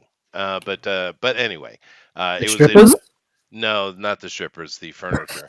Yeah, my grandma had a bunch of those calendars, and it was really creepy. Yeah, but my mother had a collection of those. They're not porcelain dolls. The heads are porcelain, painted porcelain. I can't remember what they're called, but they're a thing. And they were like her pride and joy, and she would put these all these dolls on these Chippendale tables in the hallway, and I always took a wide berth around them. You mean like the Precious Moments things? These are like from the early 20th century, dude. I can't remember what they are. Late 19th century. There's a name for them, but my mom was all into it. But they were creepy. Those dolls were creepy as hell, dude. I'm trying to think. You're talking about the vintage porcelain dolls. Probably yeah, they're vintage. Yeah, but there was like a name she had for them because she was into it. It was like her hobby, right? So. Wow. Okay, I gotta look like this the up. ones on Seinfeld, the one that looked like George's mom. Really? Yeah. There's a lot of ladies I think were into that of that age group, right? Because they didn't have cool action figures. It's true. It's true. That's They right. didn't have a choice. Dude, when I was young, real little, there was a original GI Joe. I'm talking about the full size ones, right? We had it. We had And it. We had a giant stuff. and it was in the box, and it sat up on a dresser in my grandmother's room, and I was never allowed to touch it. It haunted me. Did it have a kung fu grip? No. This is the original GI Joe, right? The No. We had the original one that had a full freaking, like, it was a Jeep that you could almost ride in. It was like so huge. You could actually get him married to Barbie, and they would ride away together. That's what they did. Oh, that's fair. That's fair. Yeah. But then later, when I was a little bit older and actually had a couple of GI Joes, all we did was blow them up with firecrackers anyway. Poor dolls. Or action figures. Those are not dolls. What they're the little ones, yeah, because you could put the firecracker right in her waist where it separates. Oh yeah. And they would just blow in a million pieces, but you could put them back together. So that was the cool part. Well, there you go. No, Build your own little. A lot of gunpowder when I was a child. Lots of gunpowder. Oh my goodness. So, were you having to get new action figures then pretty frequently, or did you just want to have one just to blow it up? It was just what the kids did. I never had too many of those things. Most of of course, I don't know if that was unique, but when I was a kid, I had very few toys, actually. I think that was just standard for the time. But my favorite toys were Legos anyway. Legos are pretty cool. And erector sets and those kind of things. Stuff you could build with. Yeah. Meccano. What was that? What is it? Meccano. The Meccano sets. That's a erector set. Yeah. It's a erector set. Oh, okay. Yeah, those are fun, dude. I had a lot of. I had Lincoln Logs. Never liked those. Well, they're not as versatile. Let's be fair. Yeah. Did you ever have clackers? Those little balls on strings, and they were made of plastic. You'd blam and blam and blam, and they go really fast, and they'd shatter in a million pieces. Yeah, they were great. No, we had Super Balls. That sounds dangerous. They would bounce up a mile. They could hit the head and knock you out. Maybe. I mean, Eric, do you remember Super Balls? Oh yeah. Yeah. Just the little rubber bouncy balls. Yeah. I mean, just a ridiculous level of bounce, though, right? But you remember the clackers too? They were like a bolo from the Outback, and you could throw them at people. It was two balls on a rope. That's what I'm talking about. They're called clackers. I was a Wheelo man. Oh yeah, wheels are great. What is that? Wheelo. It's a wheel on a little wheel on a wire thing, and you move it up and down. I don't know how to get Wheelo. I remember those. Yeah, I remember. Oh yeah. Hours of fun. Hours. Slinkies, things like that. Yeah. Loop and a stick. Yeah. Actually, one of my favorite things where you could buy them like for, what was it, 5 cents or something like that. They would always have like a jar of them next to the counter of the convenience store. The little army men that had a parachute on the back, and you throw one high up in the air and they come floating down in the parachute. Those are great. Oh.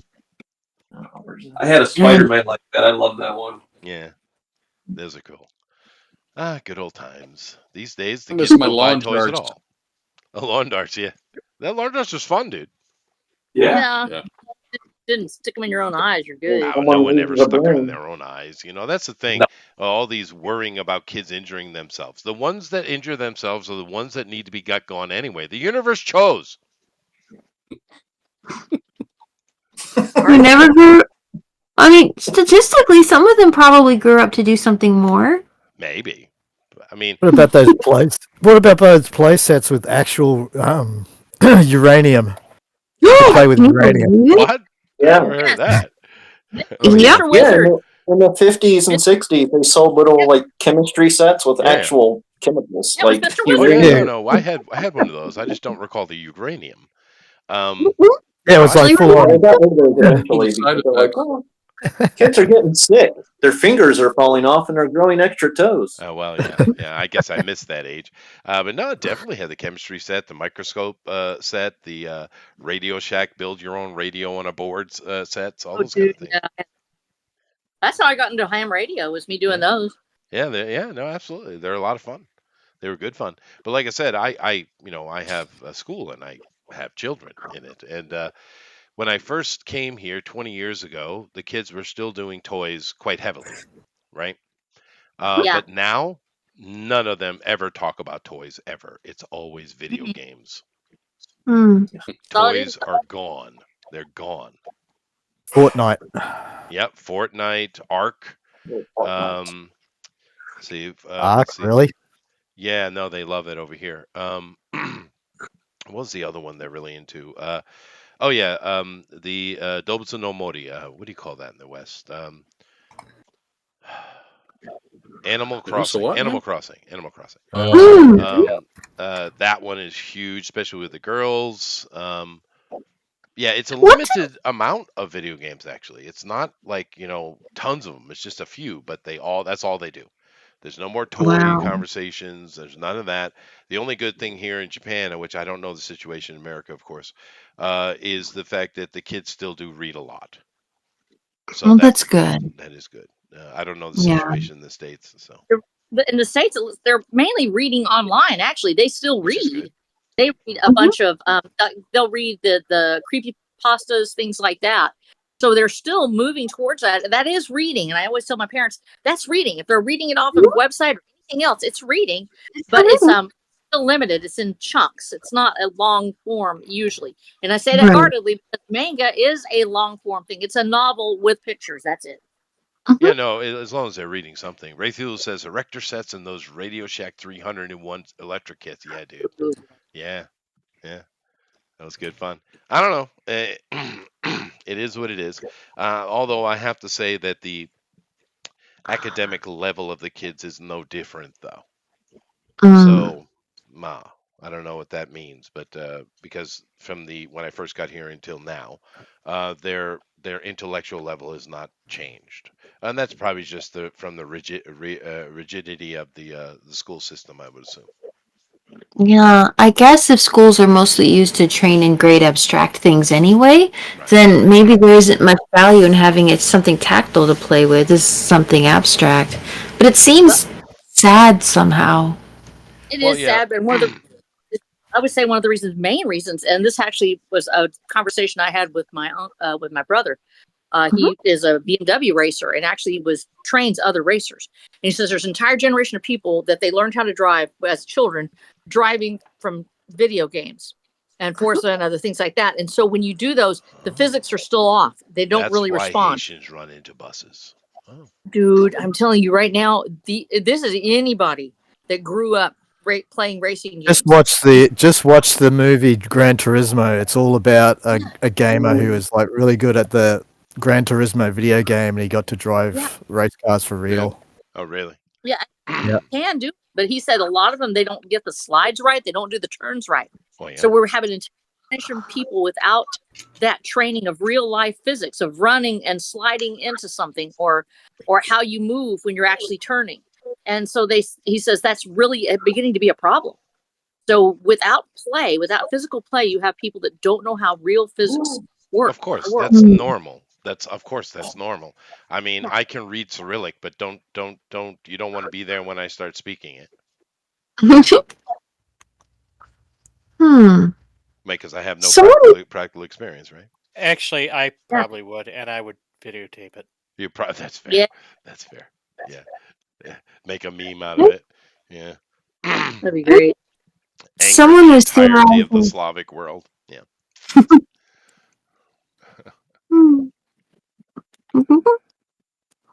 But I remember hearing someone was talking about how a lot of like abstraction and like formal education and schooling stuff is getting into kids younger and younger, so they're kind of skipping that entire phase of imaginative creative play and going straight into getting a formal education. And they're kind of wondering if that explains why you have a group of adults that are having identity politic issues. Like they never really worked through that imaginative phase of their own development, and so they're kind of lashing out with it later on. Or maybe they're just dumb kids that listen and believe to dumb shit. I mean, very likely. I mean, you would have to do that too, but I don't know. Yeah, no, I hear dumb things come out of kids' mouths every day. That is true. Yeah. They're kids. It's okay. You correct them Yeah, and move along, right? Yep. That's how it should work. Yeah. You think? Is education in Japan, I guess a funny thing to say, is that different than how I hear it's going here now? I mean, is there still like playing and stuff like that in Japanese schools, or are they traditionally more academically focused? Oh no, they still have play and recess. They have undokai, which is we would call field day, but they take it way more seriously. But no, it's normal from what I remember. I'm not in the States, so I don't have a comparison, right? Right. But it's not. It's the same as what I did when I was a kid.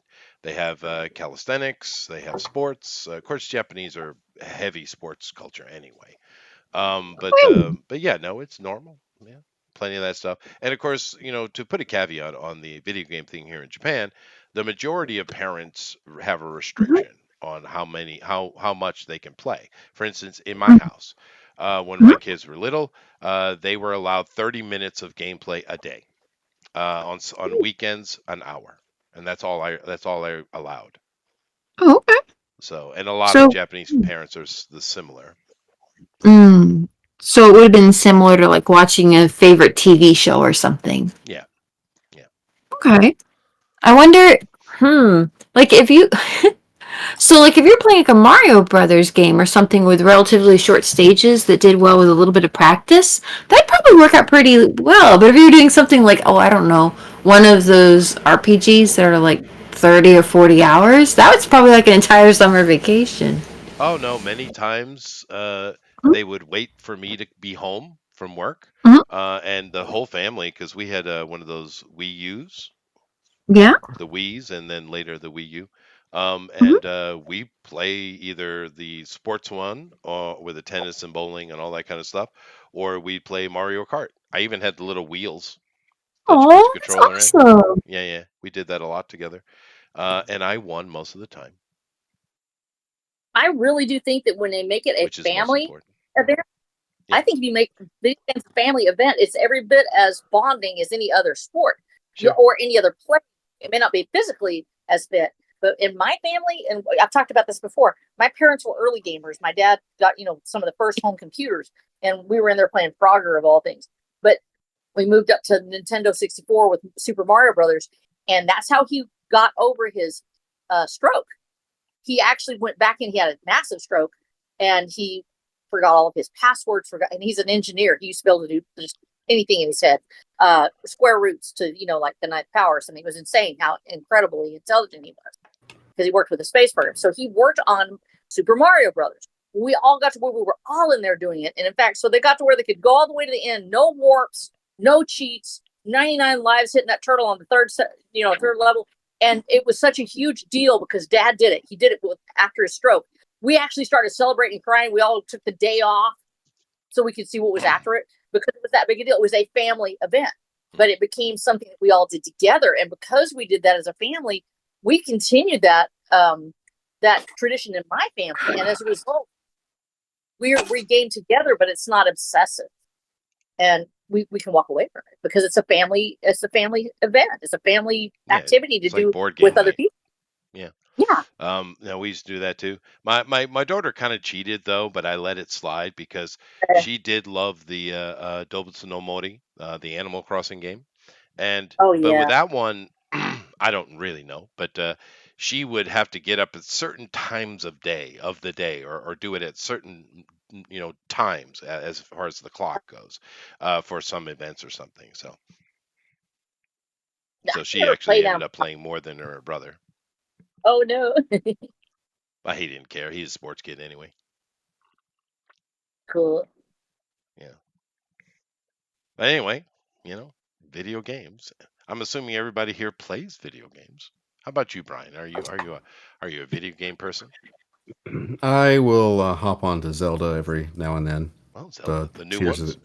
Yeah, the new ones. My son is all into that, so I'll slowly work through it. But I'll play a little bit and get it out of my system and go on about my day. Right, right. How about you, Ceage? Do you play video games? I have a video game obsession. Yeah. Oh, I see. What's your favorite? How to choose? Oh,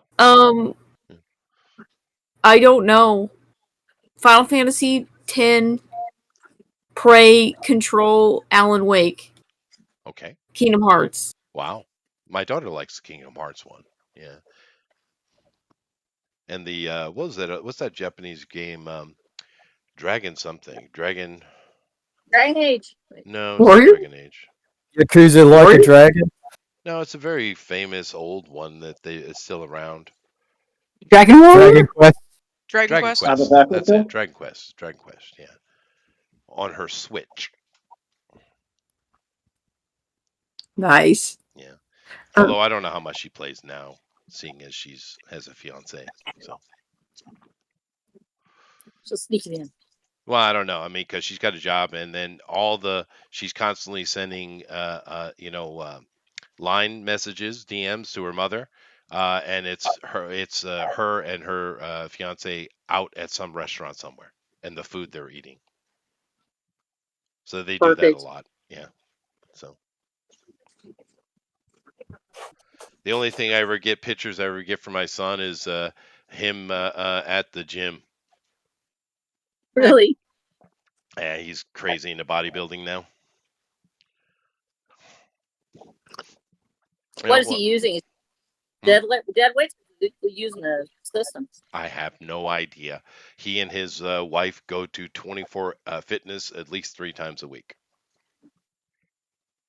She's into it too. So I don't know. I haven't really done any kind of weight workout since I was a football player back in high school. I do my little jogs and stuff and some isometrics, but I don't use weights. I have a feeling it's probably different than it was in the 80s. Probably so. Man, don't know. Anybody here bodybuilder? Nope. No? I'm building a body, but it's with beer. Oh, fair. That's fair. That's fair. A better beer. Mine's built on whiskey. Whiskey? Yeah, no, you're a whiskey girl, that's for sure. You know, there's I don't know, maybe it's not a new thing, but it's new for me.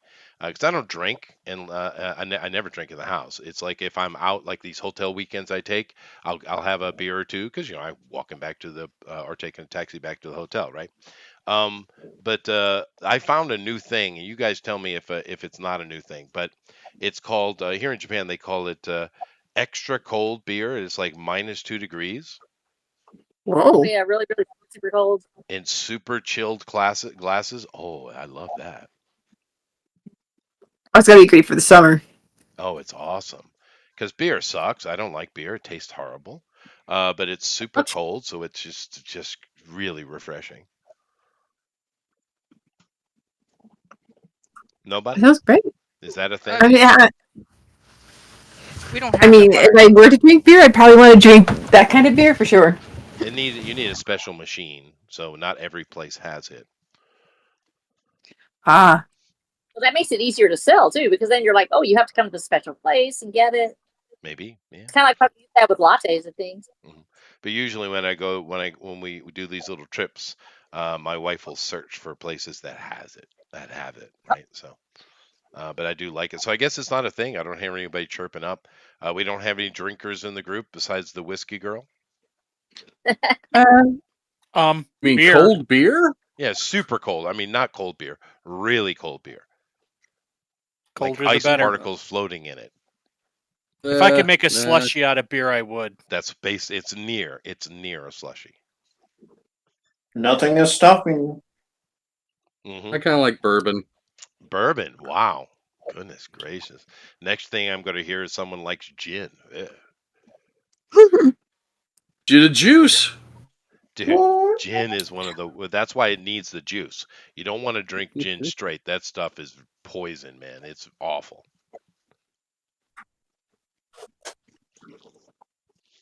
But then again, most of the cocktails I will drink are whiskey based, though. I do love me a grasshopper. What is grasshopper? Like the insect, or No, it's creme de mint and whiskey and probably a couple other something Bailey's in it. And it's made super cold, and when they do the shaky thing, it turns it almost into a milkshake. Mhm. You're a girl drunk. Don't you mean creme de menthe? Sure, if you'd like. De menthe. Yeah, it's just called a grasshopper. But it's a girl drink. Yeah, I know. I don't care. Good is good is good. Yeah, it's just good. It's a I cordial like Manhattans too. or an. I like a good old fashioned. Mm-hmm. You know what they love here? You know what the absolute every Japanese guy drinks? Highballs. Sake. No, that too. Highballs. Shochu sake, of course, but highballs. They love highballs here. I don't know if any of you have ever tried one, but it's one of the most awful drinks ever created. Huh. I don't so know. bad. Have any What's of you in a ever had highball? sake? Has anyone here ever drank sake? Yes. Yes. It's not bad. Yeah. Yeah. Oh, look, Weldon finally showed up. Wow. Hey, man. How's it going? Where do we post your draw alongs? In the draw along section inside the Discord. I don't think he's got. Well, Did Maddie do a draw along? Somebody will sort you out, Matt. Don't you worry about it. We do, of course, we have draw along. We do every week, and we get a lot of amazing and interesting stuff. I do love that part of the show. And then there's I'm just now seeing Eric. Eric's thing? Yeah, no, it's funny. Oh. It's a pregnant rogue. Yeah, she looks a little more pregnant than Plump. That's okay. That's okay. She and Gambit deserve it. No, this is a Savage Land, so it's Magneto's. Oh, that's right. Yeah, that's right. It would be Magneto. Oh. Yeah, that's right. That's right. Speaking of Channing Tatum, did you see the thing that's going on with him? My wife was watching it, but it's hilarious. I guess he got a divorce from his wife, who immediately either married or is engaged to another guy and pregnant instantly. I think I know what happened. But nevertheless, she's really pissed because she didn't get anything from the divorce because she can't find his finances. Oh, bummer. Yeah. Because you have a joint account with Hugh Jackman now. Yeah. No, but it's funny though, because I mean, I don't know what Channing did, but he maybe put it under a family member's name or something like that. But she's so pissed. She's so pissed that she can't get all his money. Yeah. That's the Hollywood lifestyle. It is, man. I don't know what he was thinking. I mean, she's a pretty girl, I guess, but she doesn't sound like pretty human, though. pretty is as pretty does. That's one mama's. Well, no, they were going through this. They were going through all his finances that should be there. This was a anti-Channing Tatum thing she was watching. It wasn't pro Channing. And I guess he has like a Las Vegas show with his Magic Mike thing. And supposedly he should have millions of dollars, but there's nowhere can it be found. He's a pauper. It's called assets. You have to look for the assets. I just thought it was funny because a lot of dudes get raked over the coals, right? The coals. Right. But he did something. And I got raked over the coils when I lost my fortune to Slinky. Oh, damn Slinky. You're not displaying, by the way, Elrod, just so you know. I can't. My room is disheveled. Yeah, I still haven't put it back together.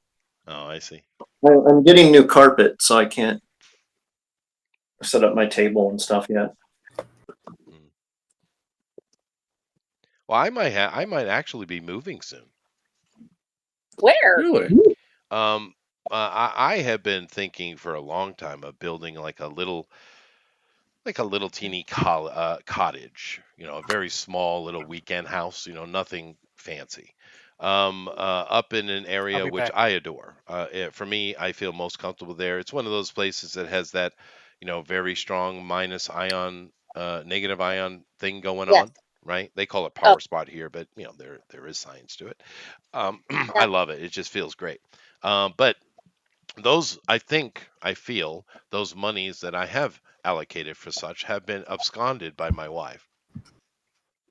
Oh dear. Yeah, no, she has made a decision that I think she's going to buy an apartment up in Fukuoka, so she can visit the kids on the weekend more conveniently. There's a lot of new purses in the house. What do you say? You're right. There's a lot of new purses in the house. Now I can't afford an apartment. No, my wife's not like that at all. But no, I have a feeling I'm not getting my Yufuin cottage, but I will have a Fukuoka apartment. Is it? Oops. I don't really know. She just wants to be, because we go up there, often enough to visit the kids, and we just stay at a hotel, right? But I guess she just thinks it's more convenient. And she's right, I suppose. Well, she is the wife. I'm sure she is right. Oh, sure. Yeah, and I don't even know what money or where it is. I have no clue. See there, anything happening? She's very likely right. What was that? Then she's very likely right. If she has all the books, she can go, no, this will work out better. Well, she does have a master's degree in economics, so I kind of shut up and let her do her job, Yeah. Okay. So, she would cook, as they say. Yeah. Yeah, no, she knows what she's doing. I mean, I can manage money, but I mean, why? You have a professional in the house, let her. Right. She's really good at it. So whoa, so good. Yeah. You don't even know. In Japan too. In Japan, women control and manage all the money. Men don't. Really? Yeah. Oh, okay. So it makes sense managing households, right? Sure. Well, women spend 80% of all money on planet Earth is under the control of women. 80%. So nice. When it makes sense, because I mean, guys, older dudes, not the younger ones. I mean, how much money do you actually need? 50 I money. hardly spend money at all. Anybody? I guess I can't speak for older guys, but I guess once you have like the basics taken care of, like home, car, food. I mean, all the bills, food, groceries, clothing, all that kind of stuff. I just don't spend any money. How about you, Eric? I mean, you got a lot of engagement around you, but who manages your money? You or your wife? Do you even have money yourself personally to do anything with? I spend a little bit, but the wife pretty much manages it. She pays all the bills and everything. I go out and buy me a toy every once in a while. Yeah. Sure. Yeah. I mean, my wallet is empty. I've got I think $6 in my wallet right now. Yeah, that sounds about right. $6. I do have a credit card. Ooh, nice. Which I don't use. That's probably good. No, I do use it. No, I lied. I do use it. When I go to the airport, I go to the executive lounge and I flash it and I can walk right in. It's cool. Oh, nice. Yeah. It's a fancy credit card then. Well, if you have a gold card or above, I don't know if you guys know this, but if you get yourself a gold card, it's not that hard. You might just not have applied for one, right? If you got a gold card or above, those executive lounges at the airports, you just show them the card and you walk right in. Really? Are they owned by credit card companies or Visa and MasterCard? I don't know about and American Express. I don't know about the others. What was that question I heard? Even like a basic Visa debit. No. It has to be a gold card or above. Yeah. But I bet you a lot of you guys. I don't know. Maybe you have them, but if you don't have a gold card, you might be surprised how easy it is for you to get one, though. Seriously. I got a bronze card. Okay. Well, no, I mean, a lot of people just don't apply for them. No, what is a gold card? It's showing it's a thing from those companies to I don't know, revere your good credit. Oh, okay. And they come with higher limits, which I don't really know or care about. But if you have good credit, you just pay your bills. You probably can get a gold card. It's not that hard. Okay. Yeah. So I guess then they figure if you have good credit, then you can probably sit inside the VIP lounge or whatever and not break stuff every month. Or too many peanuts. I don't know the deal, but it is real. Yeah. Interesting. But I have been told by my wife that Mhm. a large amount of people could qualify for a gold card. They just don't apply. That's what she said. Huh. That's interesting. Do they have any perks besides airport lounges, or is I don't know. That's the only thing I she use might? it for. I do have an AARP card. Oh. Well, there you go. Oh. Yeah. I have my old Buckaroo Banzai Kids Club card. Oh, that'll work. Yeah. That'll work. Yeah. I mean, seriously, I don't know how much I travel a lot. If you don't travel a lot, then it doesn't mean anything. I But don't still, anymore. if you No. travel a little and there's a nice place you can go visit and hang out for a bit, then why not? Oh, those are great. Yeah, they're great. Free alcohol, free food, nice luxury stuff, showers, locker rooms. Wow, Yeah, that is nice. they are nice. Yeah, yeah. If you got stuck, like transferring on a flight or something, that'd be great.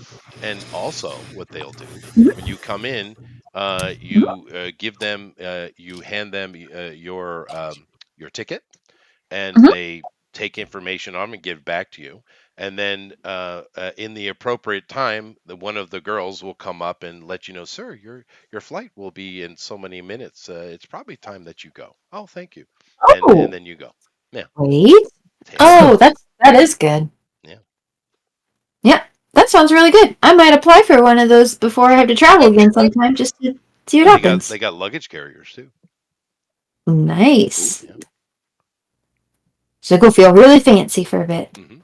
and go. So Yeah, it's a good thing I pay my you bills on travel a time. lot. It's a handy thing, dude. Yeah. Even if you travel a little, it sounds like it'd be good. Hmm. Of course, I get into the really good lounge when my wife was with me, though, because she has a platinum Really? card. Oh, a platinum card. Okay. What in the world is the really good lounge like? Wow, no, it's a whole They don't nother thing. Yeah, it's a whole nother thing. But she's rarely with me, so because I don't have that. She has that for that's a business card. That's for the business card, and Mhm. I don't carry that. I don't need it. So Right. Well, that's okay. It sounds like the one you have is great. So. it is. Yeah. It's all I need. Yeah, it's good enough. Mhm. But those platinum lounges, though, they usually call them diamond lounges. Those are Yeah. kind of stupid though.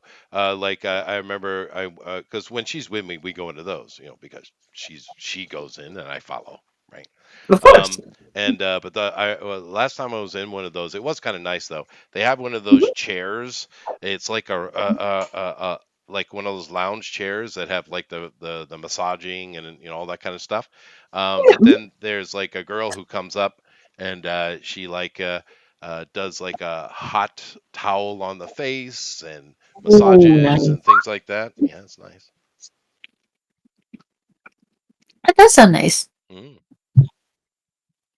And Are those they everywhere? Is that mostly a Japan thing, or? most every airport I've been to, yeah. But Wow. I don't know. The smaller ones probably not. But yeah, but they're also like in the normal executive lounge, Mhm. you have to go get your own food and drinks. But in the diamond lounge, there's waitresses and waiters that bring stuff to you. Man. All because you have good credit. Yep, Oh and no, there's that one is like sodas extra. and things like that. Yeah, Huh. Well, that's they even pretty have cool. bedrooms. Ooh, that would Seriously, be nice. like if you want to take a rest. Wow. Yeah, I mean, when you're flying a lot, man, I bet that would be great. Mm, mm. You know what I've Yeah, never like tried is what's that? the airplane. I don't know which ones have it, but I've seen them. You've all seen them. Mhm. The airplanes that actually have little mini bedrooms in them. Those are a real thing? Yeah. I've never ridden on one, but I know they exist. Oh, Anybody here ever try one of those? It's like no. really I mean, narrow. I mean, it's small, but it's We don't it's have yacht money. well, yeah, that's probably why, because I usually just go business class. I've only been first class when I was a musician way back, and I didn't book anything. It was you can just pay for that. no, yeah, Well, is it like only for international flights? probably. I don't know. I've seen them. I've seen them on commercials Mm. and stuff. But usually the Arabic nation commercials. Mm. But it looked. I kind of want to try one just to try it. Yeah, why not? Well, I am going to next year. I'm going to Bucharest, and well, because right now with the nonsense with Russia, we can't fly through Russia now. We have to go around, so it turns an 8-hour flight into a 14-hour flight. So maybe I'll try it on that one. Just just to try it. Mhm. Is the missus coming along for that one? Do you get to use the Diamond Lounge, or is she staying at home? This is an actual vacation, not work. Actual Usually I fly for vacation. work, right? No, this is an actual vacation. We're going to Bucharest. Yeah, because I don't know if any of you have been paying attention, but Romania, wow. Wow. Are they having problems? No, it's amazingly awesome. It's so good. It's so beautiful. And for the older people here, we all remember the absolute nightmare that the old Baltic Soviet states went through after the fall of the Berlin Wall, right? You couldn't blink your eyes without running into a vampire. It was awful. Dude, it was really bad. It was horrible. 30 years on, Romania has been the most successful of all of those old Soviet states. You're just going to have young women put themselves at you like, oh, it's your neat wife? Well, maybe. Are you from America? But no, the place is just gorgeous, though, Elrod. It's gorgeous. What they've built over there, they're very family-oriented people. They absolutely rebuke this nonsense of woke. It's just, my wife and I are absolutely enamored. We can't wait to go. So my friend went to Lithuania, and it looks like the land where the elves come from. It's amazing. Yeah. Wow. Is it that it has a lot of natural beauty, or is it like ancient architecture or modern, or both? Oh wow! Oh dude. Yeah, it's the beautiful parks. The place is immaculately clean for some reason. No one puts stuff on the ground. There are some areas that do have graffiti, but it's super clean place. Of course, it's Romania is one of those crossroad type places, so the food's going to be amazing. But the old town, it's that old Roman buildings, right? And they've all been cleaned up and beautified, and the whole center of Bucharest is these old Roman buildings. It just, oh my God, go watch a YouTube video of someone like doing a walkthrough or a foodie run or something like that through Bucharest. We're, like I said, my wife and I are very excited. We would go today if we weren't too busy. Right. Except you had to be here for the show. What? All righty. Well, there's your horn. Thank you very much, Jeff. We've had ourselves a fun time. Everyone's doing great little plump ladies. Some more plump than others, and we'll get into that, Eric. But just so you know, I've been studying smooth jazz kazoo. That's good. That's good. We appreciate the effort, Jeff. We really do. Let's go over here and take a look at everybody's art. And of course, after that, you guys will vote, and then we'll take a look at the draw along stuff as well. But we're going to start up top. So we're going to need Brian and Ceage to come along with us here. And we're going to take a look at Armoron first. And Armoron has done an anime character. And she is plumper than usual. Yeah. Not this plump. I was inspired by that one Latin girl that's been on social media lately with the extra huge rear. She's really skinny up top. Right. And just has. She somehow managed to keep all her fat or put all her fat into her butt and legs. Yeah, those are injections. Yeah. They look like alien monsters. Yeah, those ones. Yeah. Actually, Japan's got a perfect word for those kind of people. They call it bakemono. Telemarketers? Yeah, that too. But it looks great, though. What do you think, Ceage and Brian? I think she's got an impossible thigh gap. Oh, yeah. Intentional. Yeah, I know. She looks plump. She does look plump. With some crazy skinny arms. Yeah. Well, not everybody carries their fat in the same place, Ceage. I just like the fat arms, that's all. It's okay. I like her boobs. Yeah, no, they look good. Yeah. What do you think, Brian? I like the color, the little anime-ish colors that you got going on there. They are vibrant, aren't they? Yeah, it's great. Yeah, He I like does the the little sheen shine. across Yeah. the shine across the little manga shine across the bangs, and Hair. the hair, Yeah. the her. Right. The her. Yeah. And she's got a Nice choker girl. on too. Well, that's extra sexy. I guess. I don't know if I've ever seen a girl outside of a strip club wear a choker. I have worn a choker. Have you? Mm-hmm. Were you in a strip club? No. Okay. It was the 80s. Get real. Oh, that's fair. That's fair. I know it's going to shock everyone, but in the 80s, I did wear, wait for it, parachute pants. I know. Oh, nice. Good job. Did they ever save your life? No, but there were zippers everywhere, which I never even opened, let alone used. Oh my gosh. Wow. Okay. Oh, yeah, they were all over. It was the thing. It's Eddie Murphy's fault. It is. Or that what was that breakdancing movie? There was two of them. Yeah. Breaking, yeah, that one. Yeah. Breaking through Electric Boogaloo. Yeah, Breaking to Electric Boogaloo. That's right. That affected an entire generation. We all had. Soon we'll have a ray gun.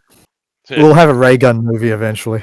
Oh, maybe. I know. One of my parachute pants was red, and the other one was gray. Ooh, edgy. Ooh, but nice. this was early '80s parachute pants. Hammer MC Hammer came out later with the puffy ones. I was too old. I never had one of those. Those are genie pants. Yeah, the genie pants. Yeah. I missed that. I missed it. But then again, as you guys know, famously, I was a member of a breakdancing group, a battle group. Yeah, we were called the Egyptians. I was the guy on the left, and I stood there with my arms crossed. Yeah, that was me. And look intimidating? That's right. Next person. Oh, did you know then that you were going to eventually go into like Egyptology if your breakdancing group was called Next Egypt? person. Next art. Who's next? It was art. fortuitous. It was fortuitous. And we are on the person who we're talking to, Ceage. Amy. Oh, He failed the assignment. It is a pleasing. I don't know, pleasing, but it is plump. But the It's elevator? precious. I love it. It's very Preciously good. pleasing. Preciously pleasing. There you go. Good job, Brian.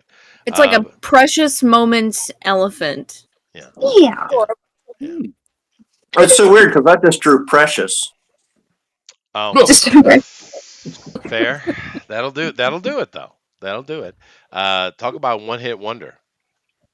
Oh, is it a band or something? No, it's a movie. Oh. A very okay. sad, abusive, horrible movie that was given lots of Oscars. Oh, that's KFC. Sad. Oh, that movie. Yeah. Too soon, Eric. Too soon. Product placement. Right. What color should this circus ball be? It should be the color of circus balls, which is yellow, blue, and red and yellow. Yeah. We have yellow? Circus colors. Yeah. Yeah, primary color. Circus. Okay. And I do believe he is supposed to be in a little military outfit, the mouse. Yeah, some kind of a hat, right? Should I give him a little hat? I wonder what, like red? I guess. What is the person who leads in front of the marching band? What's that called? The drum major. Drum major. Yeah, it's a drum major outfit. Yeah. Drum major. Anyway, I think it's super cute. What do you think, Brian? Oh, he's got a cute little hat now. That's even better. Thank you. No, I like it with the hat. Keep the hat. Yeah, no, the hat's good. The hat is good. Yeah. Siege, any opinions? It's precious. Like I said, it's adorable. It is. Oh, thank you. It's so good getting to see you again, Siege. You get to talk to you for a bit. Yeah. I'm glad you're doing well. Thank you. I'm glad you're doing well. It's nice to keep trying. So grateful for these opportunities. There we go. There. Has a hat. Did he have anything besides the hat? He had a full Wait, did drum major outfit, actually. But this will do. I'm sure he didn't wear pants, did he? No, he didn't. He just had a jacket. You're right. Yeah, yeah. Of course, Disney doesn't give Cartoon characters animal-esque that weren't characters cartoons. pants. I don't understand that, but it does work. Strangely, yeah. I guess you don't want to try and figure out how to draw those feet with pants on them. That would just be kind of like, oh no, that Well, kind of animal foot that they have. well, I do remember when I was little, they had the Winnie the Pooh, the original one that I was read that was read to me or I read myself. And then I saw the Disney Winnie the Poohs, which were awesome. But they put a red shirt on him. Oh yeah. Yeah. I guess, huh? Is it, well, I know like Hanna-Barbera, like a lot of those characters, like they would have some kind of a shirt or collar on because they could do one drawing for the body and then animate the head turning it different directions, and because it had that collar there, the way the cells would have been layered together, it would have let them get more movement with fewer drawings, That which is makes probably sense. why why they would wear shirts or at least collars. Like Yogi, he didn't. I don't think he got a shirt, but he did wear a collar. He did have a collar. That's true. They Mhm. all have some kind of collar or shirt. That is true. But nevertheless, if you like what Amy's doing, please vote for her in the straw poll, and that of course goes for Amron as well. Let's move along here, and let's take a. Now you can't vote for Brian, Don't vote for me. No. but we're going to Why take a look not? at what he's doing anyway. I like it. Like I said, this is the right level of plump. Well, I'm glad that I've achieved the correct plumpness. Yes, you should be proud. Optimal. Optimal. Optimal. Although this lady is plump to you. Plump perfection. Yeah, it says plump. Yeah. It's a little. That's just the overalls. No, she's plump. The zenith Where? of thick. She is just not plump. Well, she's not anorexic. She does have some junk in that trunk. She does. That's a plump girl. Yeah. It's a Midwestern girl. Yeah. Mm-hmm. That's true. Would the creator agree that this definitely qualifies as I mean, plump? I don't know what everybody's definition of plump is. She's not like super thin, and she's not really fat. She's full figured. She's curvy. Yeah, it's good. Curvy. Right? Curvy. It's correct. But I mean, like here in She Japan, has an she would be hourglass considered figure. obese, and the Japanese girls would pick on her. Oh. Oh. Here, Well, let's I would argue you want to know where those girls would end up? There you go. No, the Japanese are brutal when it comes to that, and they do it in such an innocent way too. It's just matter of fact, right? But no, a girl like this in Japan would get all kinds of noise coming at her. Who's next? Yeah. Weldon says she lacks plumpness, but go ahead. Weldon says, all right. She lacketh the plumpness. Okay, Matthew.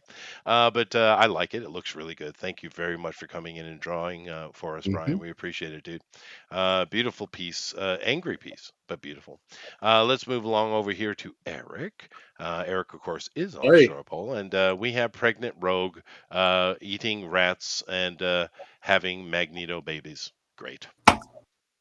Yeah, why not? Yeah. I love that one. It's just good.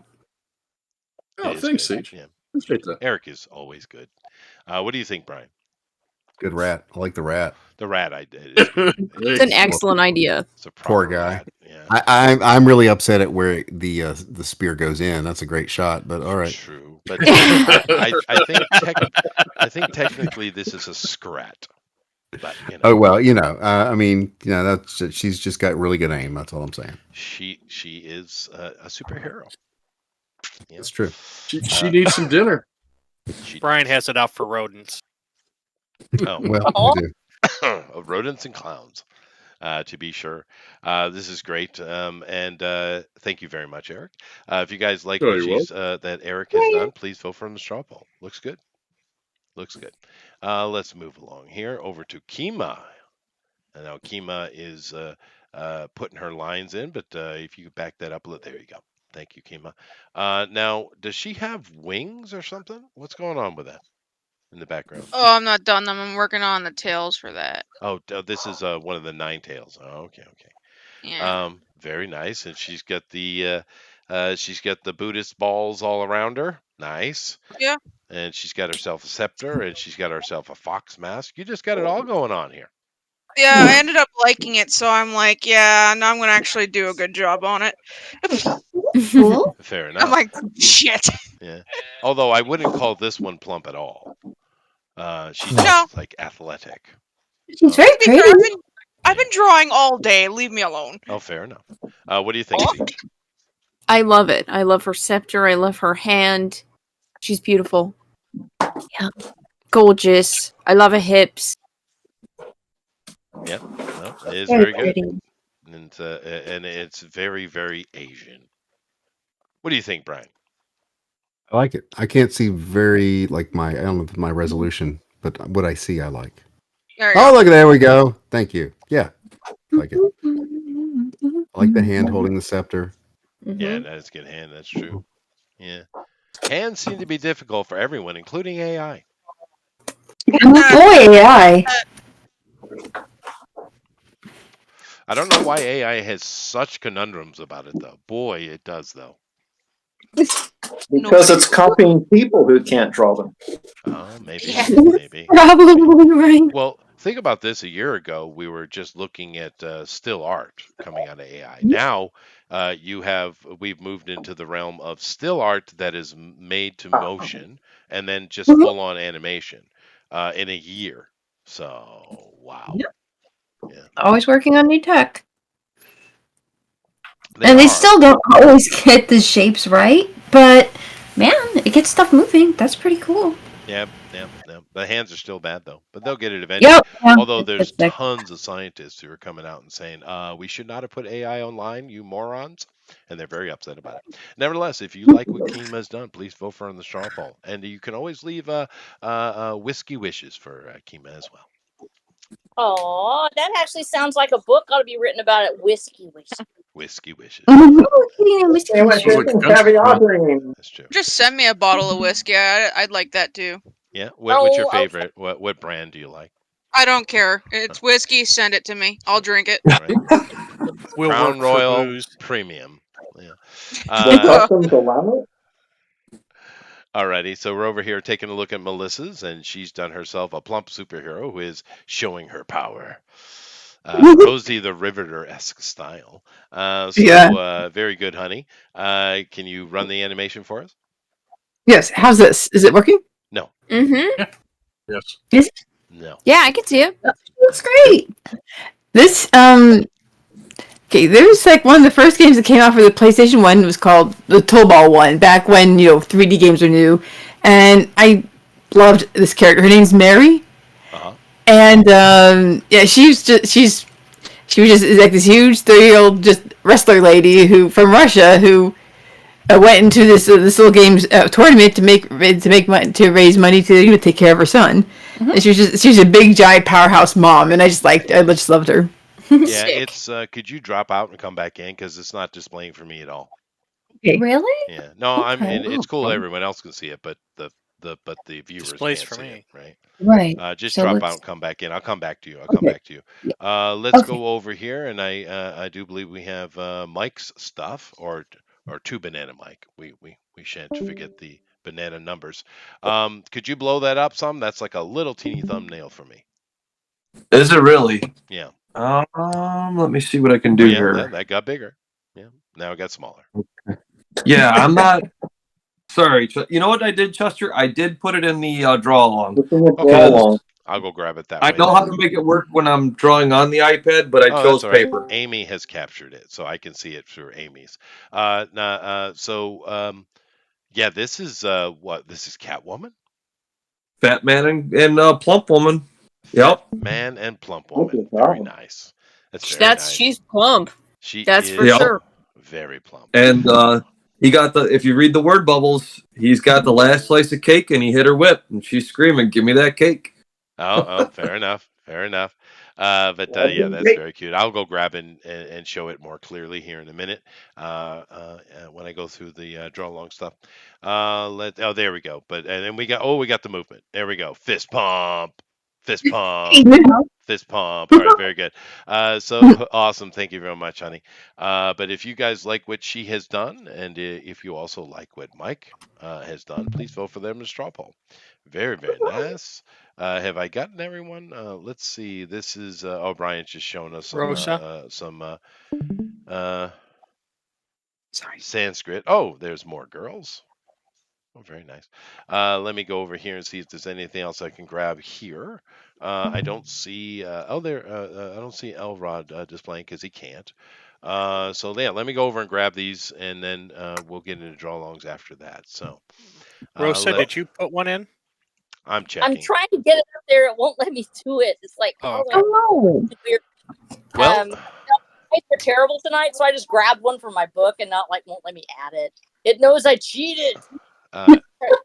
Gabby did put one in for the draw along, and she wins. But let me go find some. Booster's. Booster's still drawing, and he's insulting the planet again. Damn it, Booster. Here's Elrod. Let's go ahead and take a look at that. And of course, it doesn't want to go over on that side, so I have to do it manually. Give me a second. All right.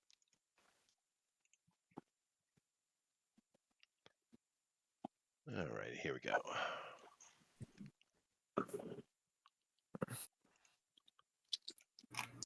I threw it on there. Oh, wow.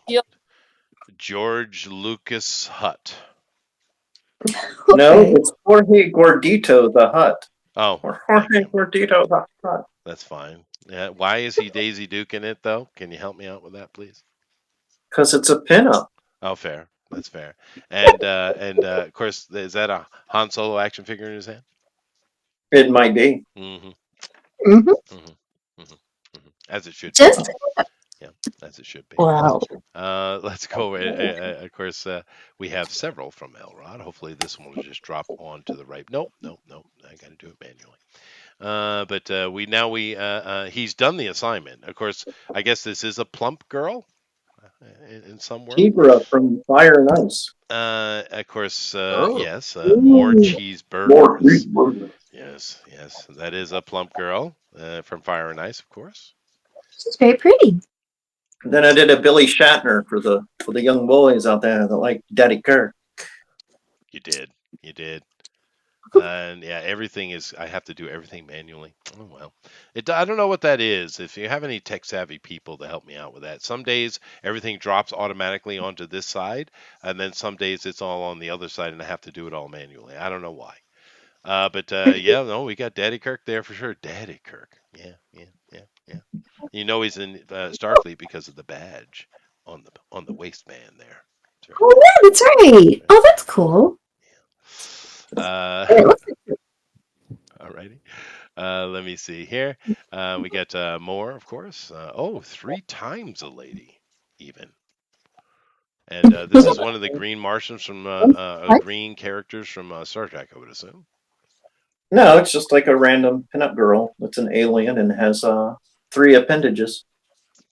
Yes, I see. Okay. As all Martian women do. I mean, that's true. So we're going a total recall here. I get it. Yeah. It's pretty good, and she's plumpish. Yeah, fair enough. Let's see what else we got from Elrod today. That's it. Excellent. There's another way down. Right after two bananas. I see it. Yeah. This is for Pepe Le Pew. No, it's a squirrel, not a skunk. Ew. Yeah, it's a French. Draw like one of your French squirrel. Goodness gracious! One of your so cute squirrels. That's the world we live in, Eric. Just remember that. Okay. That's one piece of scribbles I could sell for thousands online. Then maybe that's true. Let's go over here and take a look at what Rosa has done. Of course, if you like what Elrod has done, please vote from the straw poll. Oh my! Rosa has this is actually very nice, Rosa. I like this. Yeah. Thank you. This is back when I could actually see, and it's done in pencil. So I cheated tonight. I could not see tonight very well. My eyes are really bad, so I was like, I tried. And I'm like, man, it's not working. I just grabbed one from Watch of the Damned and stuck it in there. So nice. there you go. I like it. Oh, Rosa, I've got something special coming soon. You'll like it. What? Oh, good. I'm It'll be. excited. I'm waiting on the mail right now. Oh my gosh. Always waiting on the mail. Yeah. Awesome. Keeps life interesting. Now this is another more clearer look at two banana mics here, and yeah, Fat Man and Plump Man. Plump Woman. Sorry, Plump Woman. I got the last slice of cake, and I hid your whip. Oh, I get it. Give me that cake. Yeah. Very nice. She's gonna get it anyway. I love the amorphous blob that is the shadow. It's great. Yeah. That is good. That is great. That is Alrighty. perfect. So there's Mike. So keep in mind, if you like what all these guys have done, please vote for the straw poll. And let's see, is there anybody else that I need to redisplay or show? No, I think we're on to draw alongs. Awesome. So thank you guys very much. Go, Jeff has dropped the links. Go ahead and make your votes. And whilst you were doing this, I will go ahead and take a look at the draw along stuff. I'm going to start with probably the winner, I would say. For today, which of course is Gabby, which doesn't shock me at all. And Gabby's always awesome. And of course, it's the most famous plump girl of all time. Mm-hmm. She took my idea. I had to change what I was drawing. Oh, Miss Piggy. That's cute. I like that a lot. In a hermit costume. It's disturbing, Gabby. It's disturbing. No, it's not. It's Kermit. So cute. Yeah. But she's definitely the most famous plump girl of all time, I'd say. Oh no! There are competition. very few more famous than Miss Piggy. That's true. No harder. Just watch out for her judo chops. Mm-hmm. You know what's around. You know. Yeah. No, she don't mess around at all. And I haven't seen JD on the show in a while, but JD has been doing drawing stuff, of course. And now it's dropping over. Okay, nice. It's actually not bad. Not bad. Yeah, good idea. Good colors. Fun pose. Mm-hmm. I don't know who the character is. Maybe somebody does. But not particularly plump, but it's pretty good, JD. Yep. At least he's not decapitating people in this. That's true. At least there's no violence. That's true.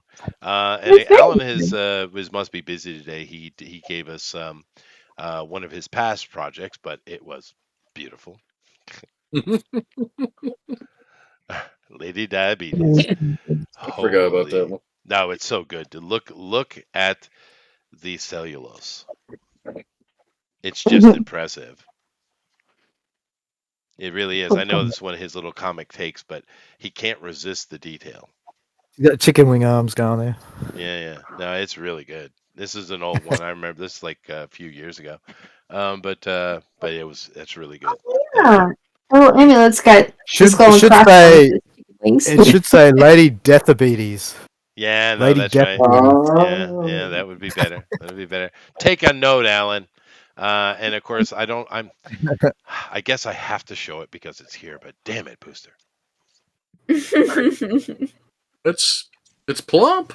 It is plump. Excellent. I love it. It's so good. Is it a chicken wing? I'm not sure. What is supposed to be a drumstick, maybe?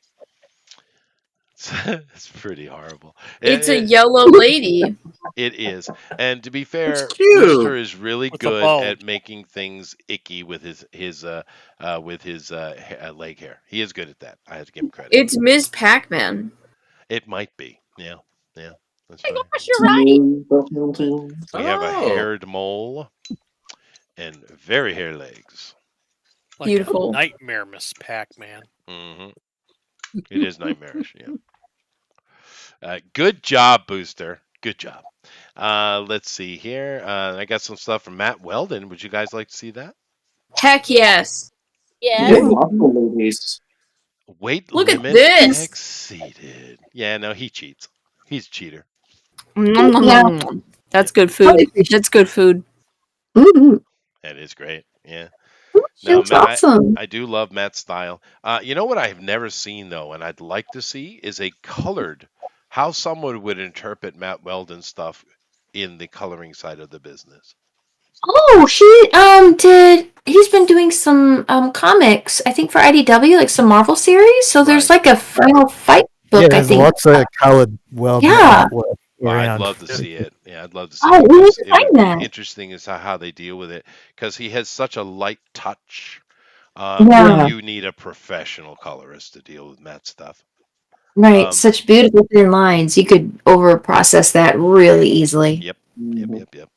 Almost like ink washing it or something. If anybody's got that, drop into the draw along so I could take a look at it. I'd love to see something, one of his colored a color piece from him. I'm assuming he's not a colorist.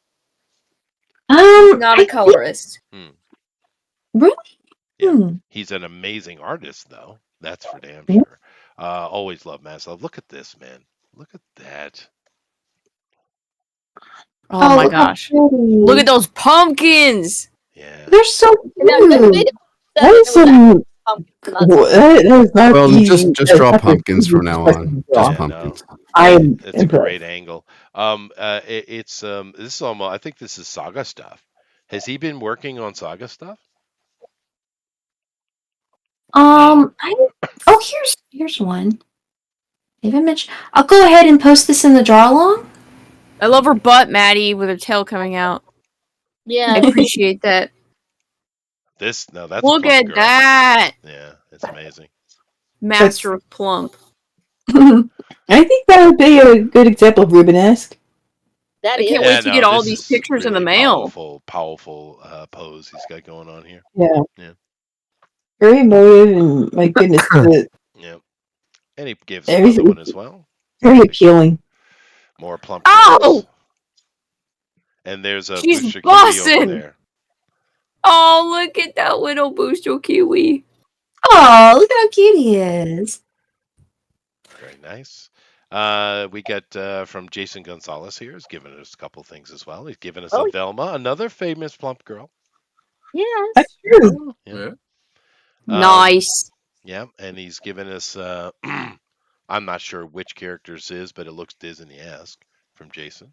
That looks like Chun-Li. Chun-Li. Yeah, that's Chun-Li. Yeah, Chun-Li. Yeah. For sure, Chun-Li. Fair enough. Very nice, Jason. Thank you very much. I don't know if I should show Pablo Romero's. I think you should. I think it's a bit controversial. No, I don't think it is at all. I think it's very wholesome, very family oriented. Fine.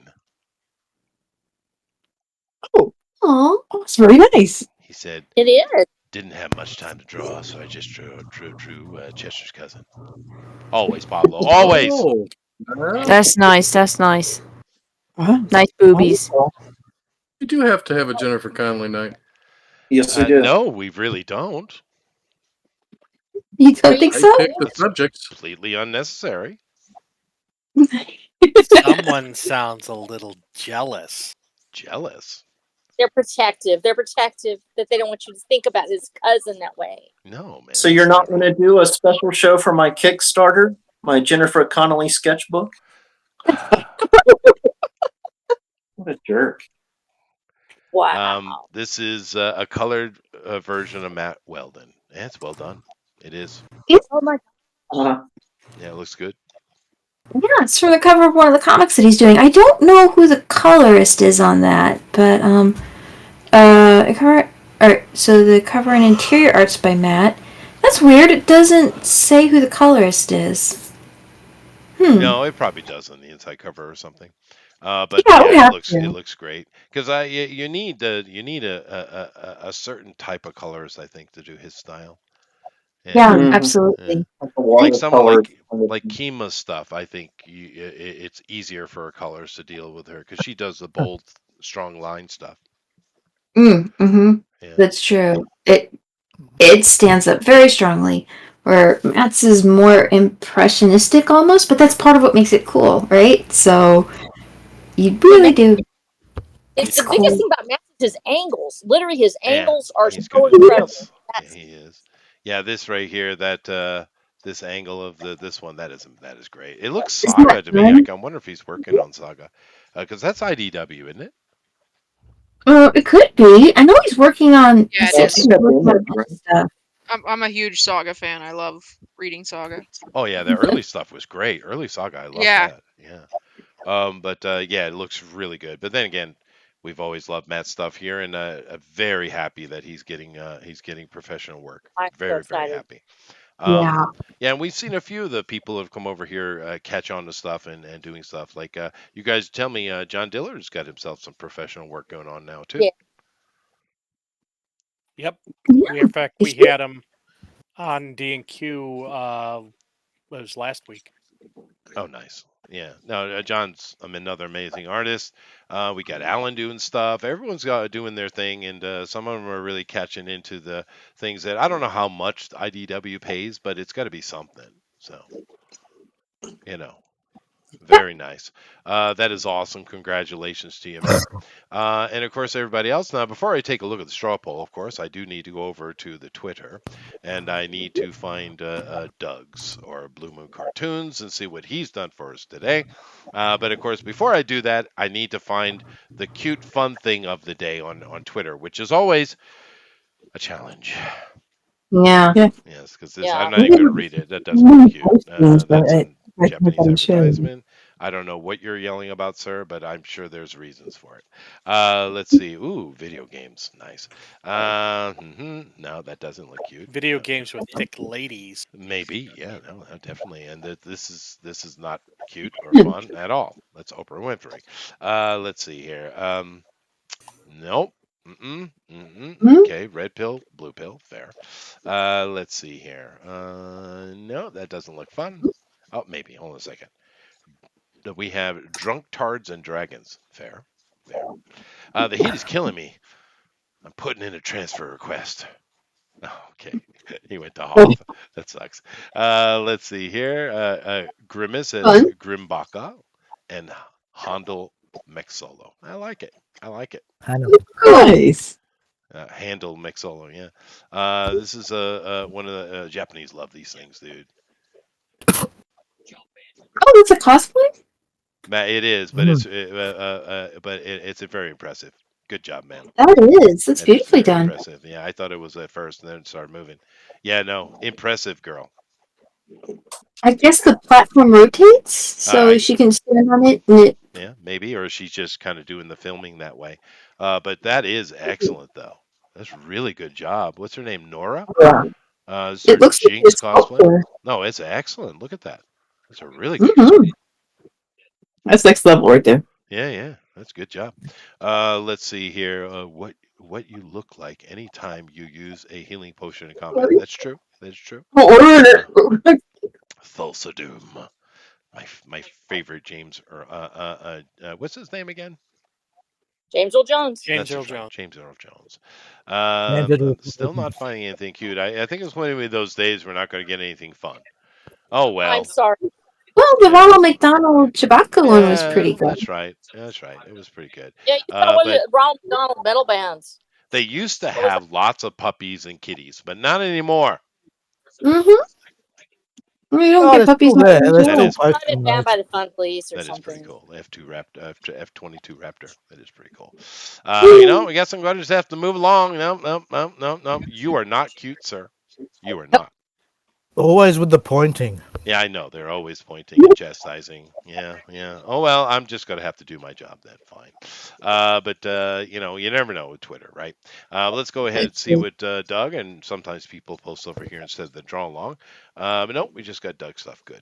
That's nice. Amron did his little capture of him doing the art. How do you do that, by the way, Amron? How do you capture your drawing? What is it you do? It's just a thing in Clip Studio. You just turn on record time lapse when you start. Yeah. And then export it as an MP4 and does it all for you. Oh, that's awesome. Yeah, no, it is cool to watch those. I do like those. Yeah. What we do need is Booster to do that.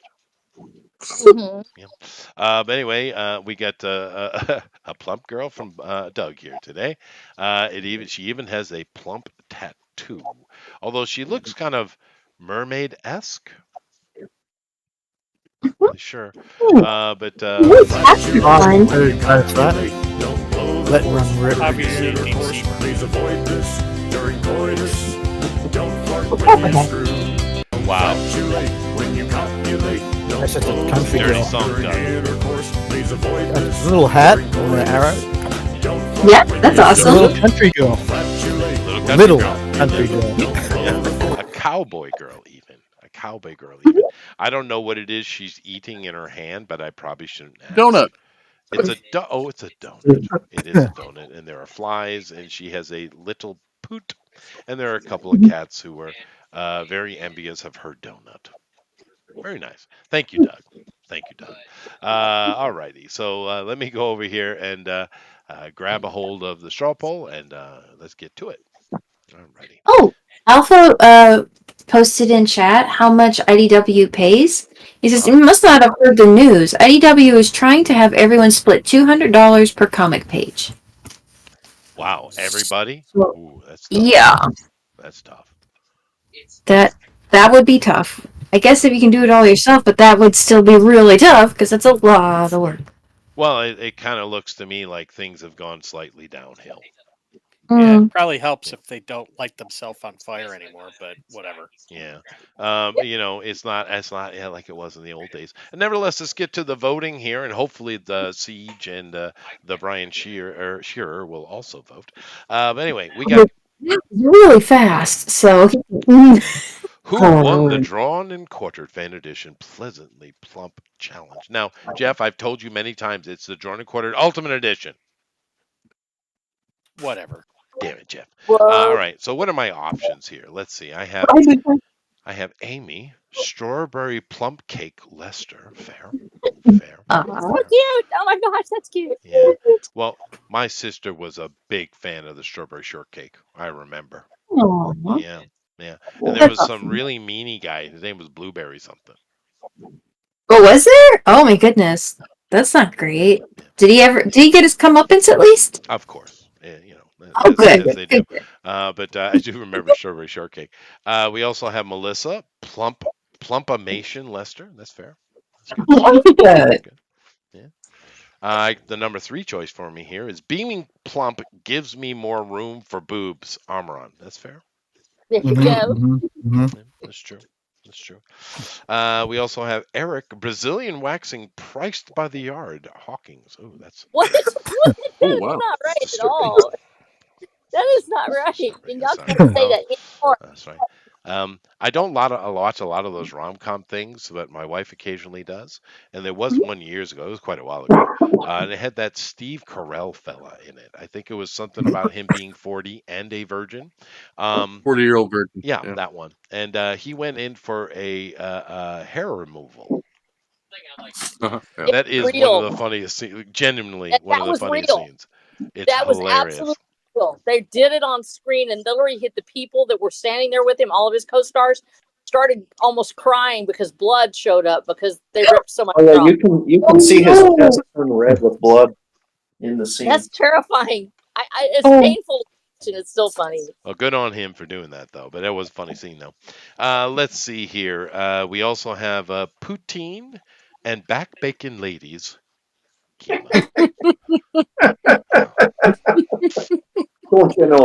So Really? easy to pick on the Canadians. Really? So easy. Really? Yeah. It's okay. You know we love you. You are our hat, after all. But very good. So I could do that. I could also go with number 6, El Rodimus, Mr. Constrictor's full-figured body shaper. Yeah. Actually, there's an ad that comes up on YouTube all the time of it looks kind of like, what do you girls call those things that you wear to kind of tighten it all up? Thanks. No. There's actually strings. It's a shaper. A corset? A corset. There it is. Thank you. Corset. There's this YouTube commercial for corsets for women and men. And you pull the string and everything disappears. Amazing. Alrighty. We also have number 7 here. RH Texas Briskets Bread Beauties Snow. Very nice. Very nice. Sounds amazing. And last but certainly not least, we have 2 Banana Bodacious Buxom Butterball Babes. Mike. Bodacious Buxom Butterball Babes. Good job, Jeff. 10 points for you. Oh, excellent. Thank you. 10 points for Say that 10 times fast. Right. Right. But let's see. How am I going to place my bucks and vote butterball now? babes. Bodacious bucks and butterball babes. Bodacious bucks and butterball babes. You already screwed it up, so you can stop now. It is difficult. Anyway, what am I going to do here? Let's see here. Well, I got to stick with pleasingly plump because that's the theme. Let's see here. Amy didn't do a girl, so no. It did say girl. No. Yeah, it's definitely got to be a girl. Squirrel. It's a great Dumbo though. Amaran, hard not to do something with Amaran there. Eric's, I kind of really like Eric's. Let's see, Kima's. Well, it's cheating. She's always great. Kima's Elrod goes there. I didn't cheat. And I'm going to put Mike's there. I'm done. I've made my decisions. Let's see if I matter. I usually don't matter. Nope, didn't matter at all. As usual. But fair enough. I mean, Amron is awesome. It was touch and go there earlier on. Oh, was it? It was close. Oh yeah. I'll go. Damn you, Eric! Well, I put Eric pretty high actually. But this is my first time back in like, what was it, 4 weeks? Yes. It's been a while. Wait a minute. Yeah. Are you doing all right? I was a bit sick. Bless you. I know you've been sick. Yeah. Yeah, I've had a bug But for yeah. a while too. We missed guess Yeah, it's something going was around. Yeah. Yeah, it is. Well, mine was like a kind of coughing, congested thing. What was yours?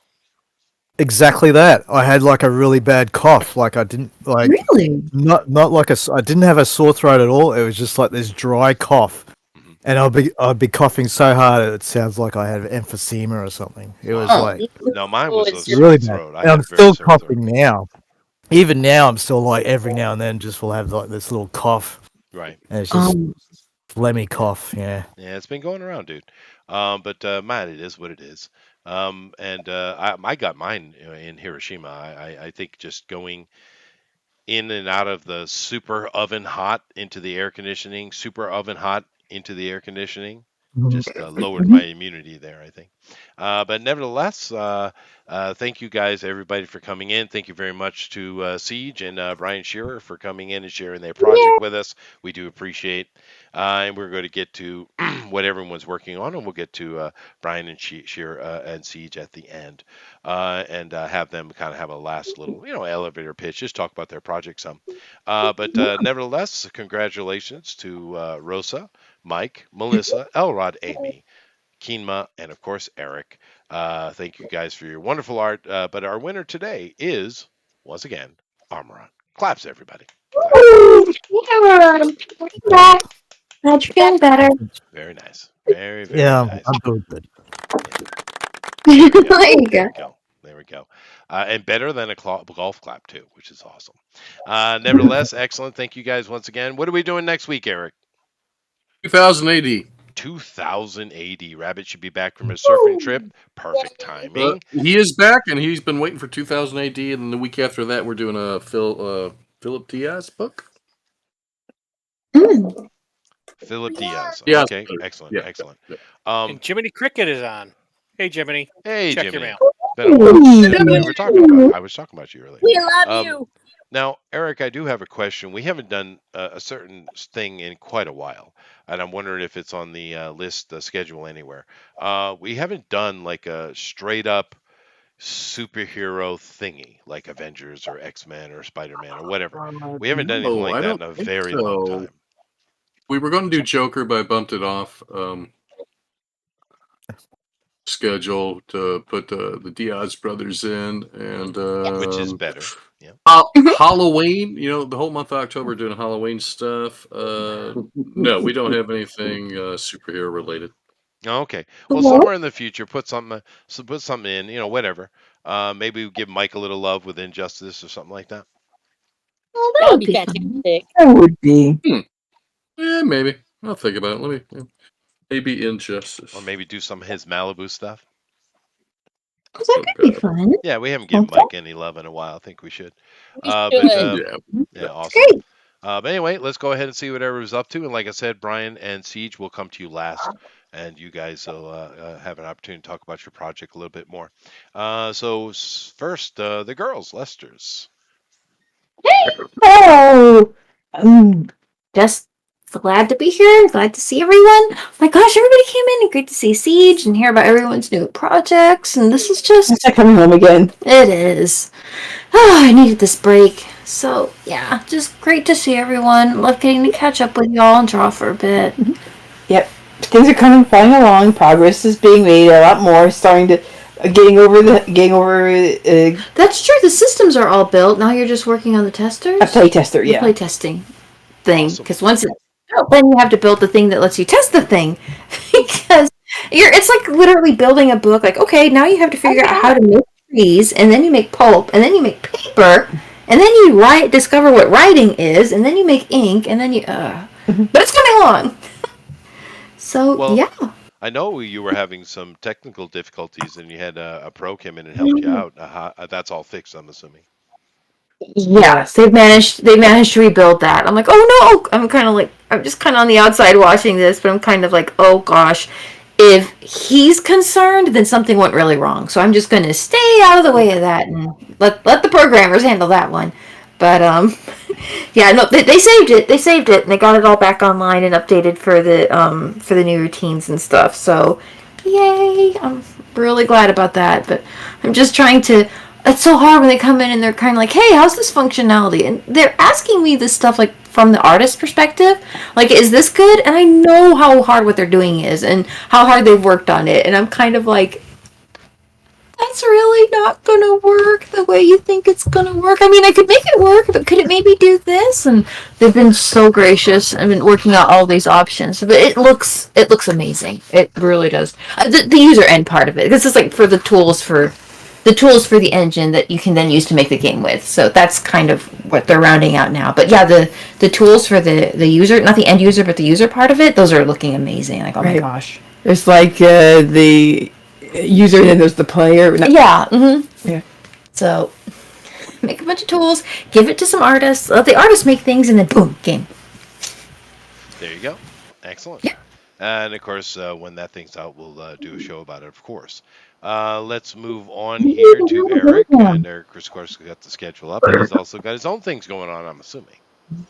Yeah, I don't think I'm launching anything this year. I'm putting off to next year. Just I'm still fulfilling the last Zamaful Adventures book, and go out and back Pleasingly Plump by Ceage and Brian. You need to get some Ceage art and Brian art in your life if you haven't already. I backed it, so you should too.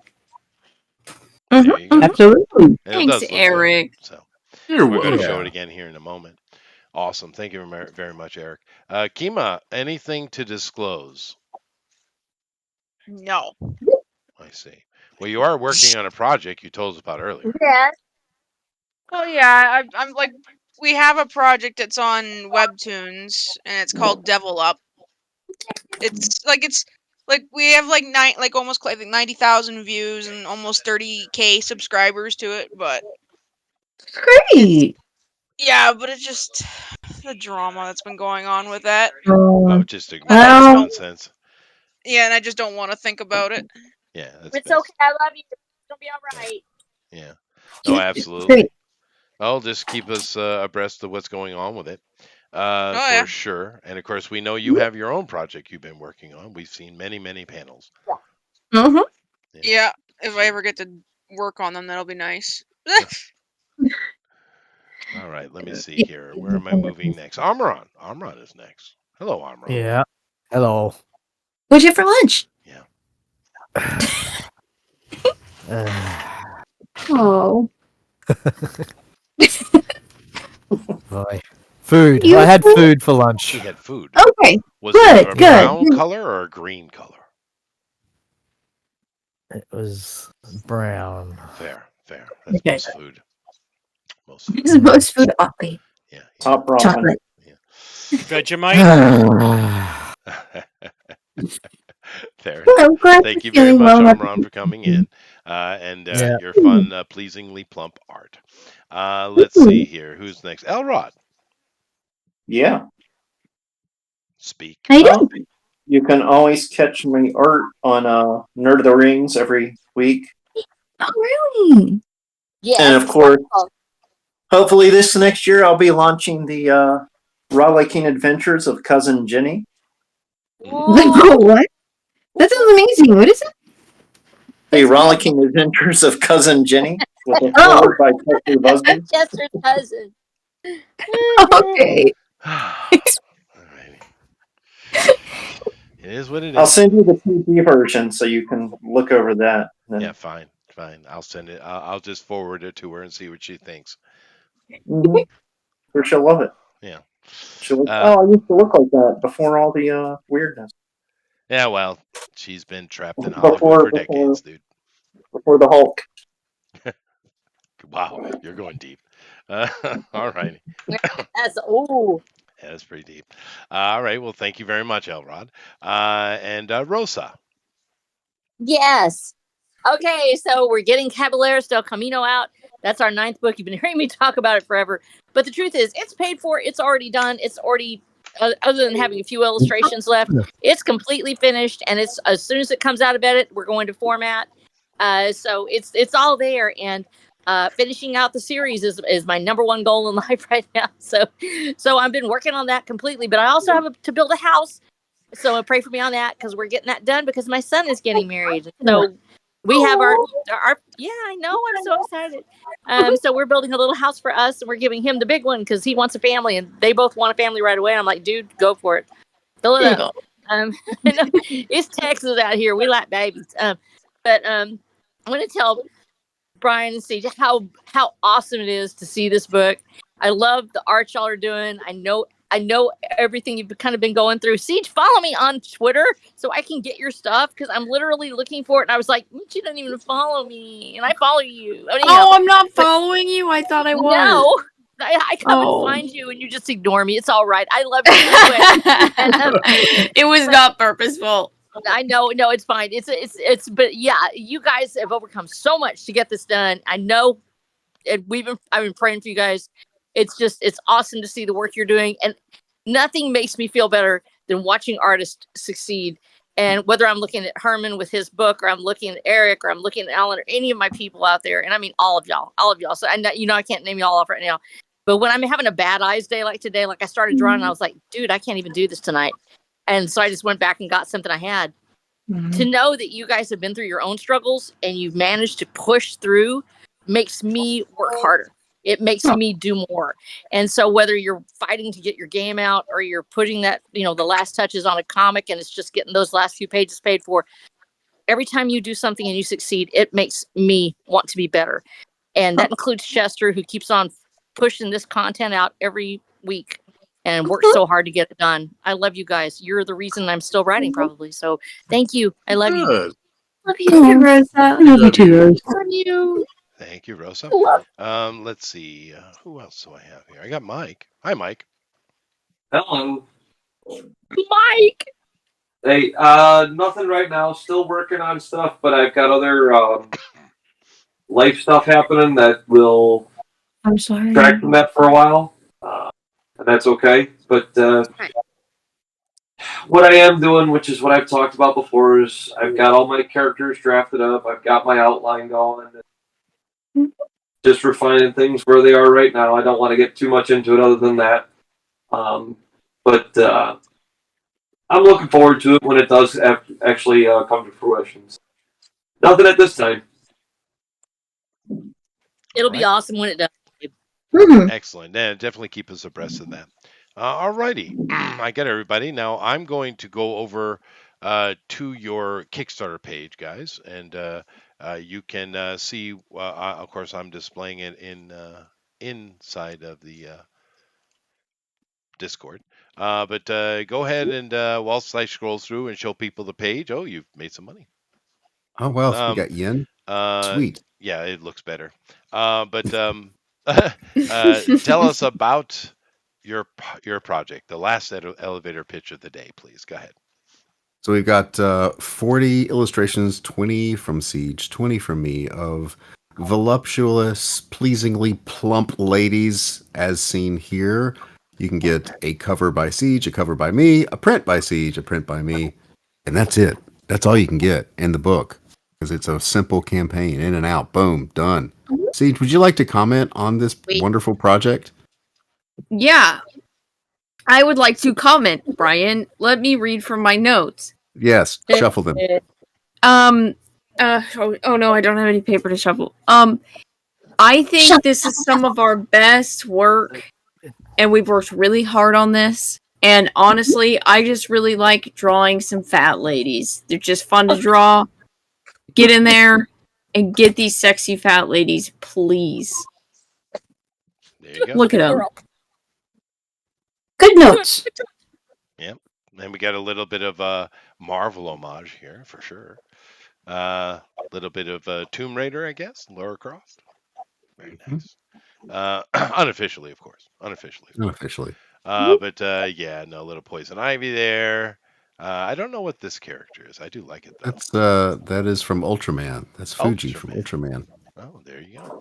Oh, the little ties on their Yeah, suits. my kids watched those when they were little though. Yeah. But nevertheless, thank you guys very much for coming in. Fun looking project from 1234 Publishing. Go check it out and support what they're doing. It's just a fun little project. And of course, these guys are working on other things as well. Check out their channels and their movie reviews and all the various things that they do. We appreciate you guys. Of course, one of the main things we do here on this channel is support indie developers. And that's what we love doing. So thank you guys for coming in very much. Yeah, it was fun. Thank you guys all for watching. Of course, we will be back next week. Of course, on Monday, we have our entertainment show. And of course, those of you who are interested in the role-playing game on the Tuesday. But then, of course, we'll be back next week for 2000 AD, which I hope everyone's done the research because there's lots of stuff. Everyone always does Judge Dredd.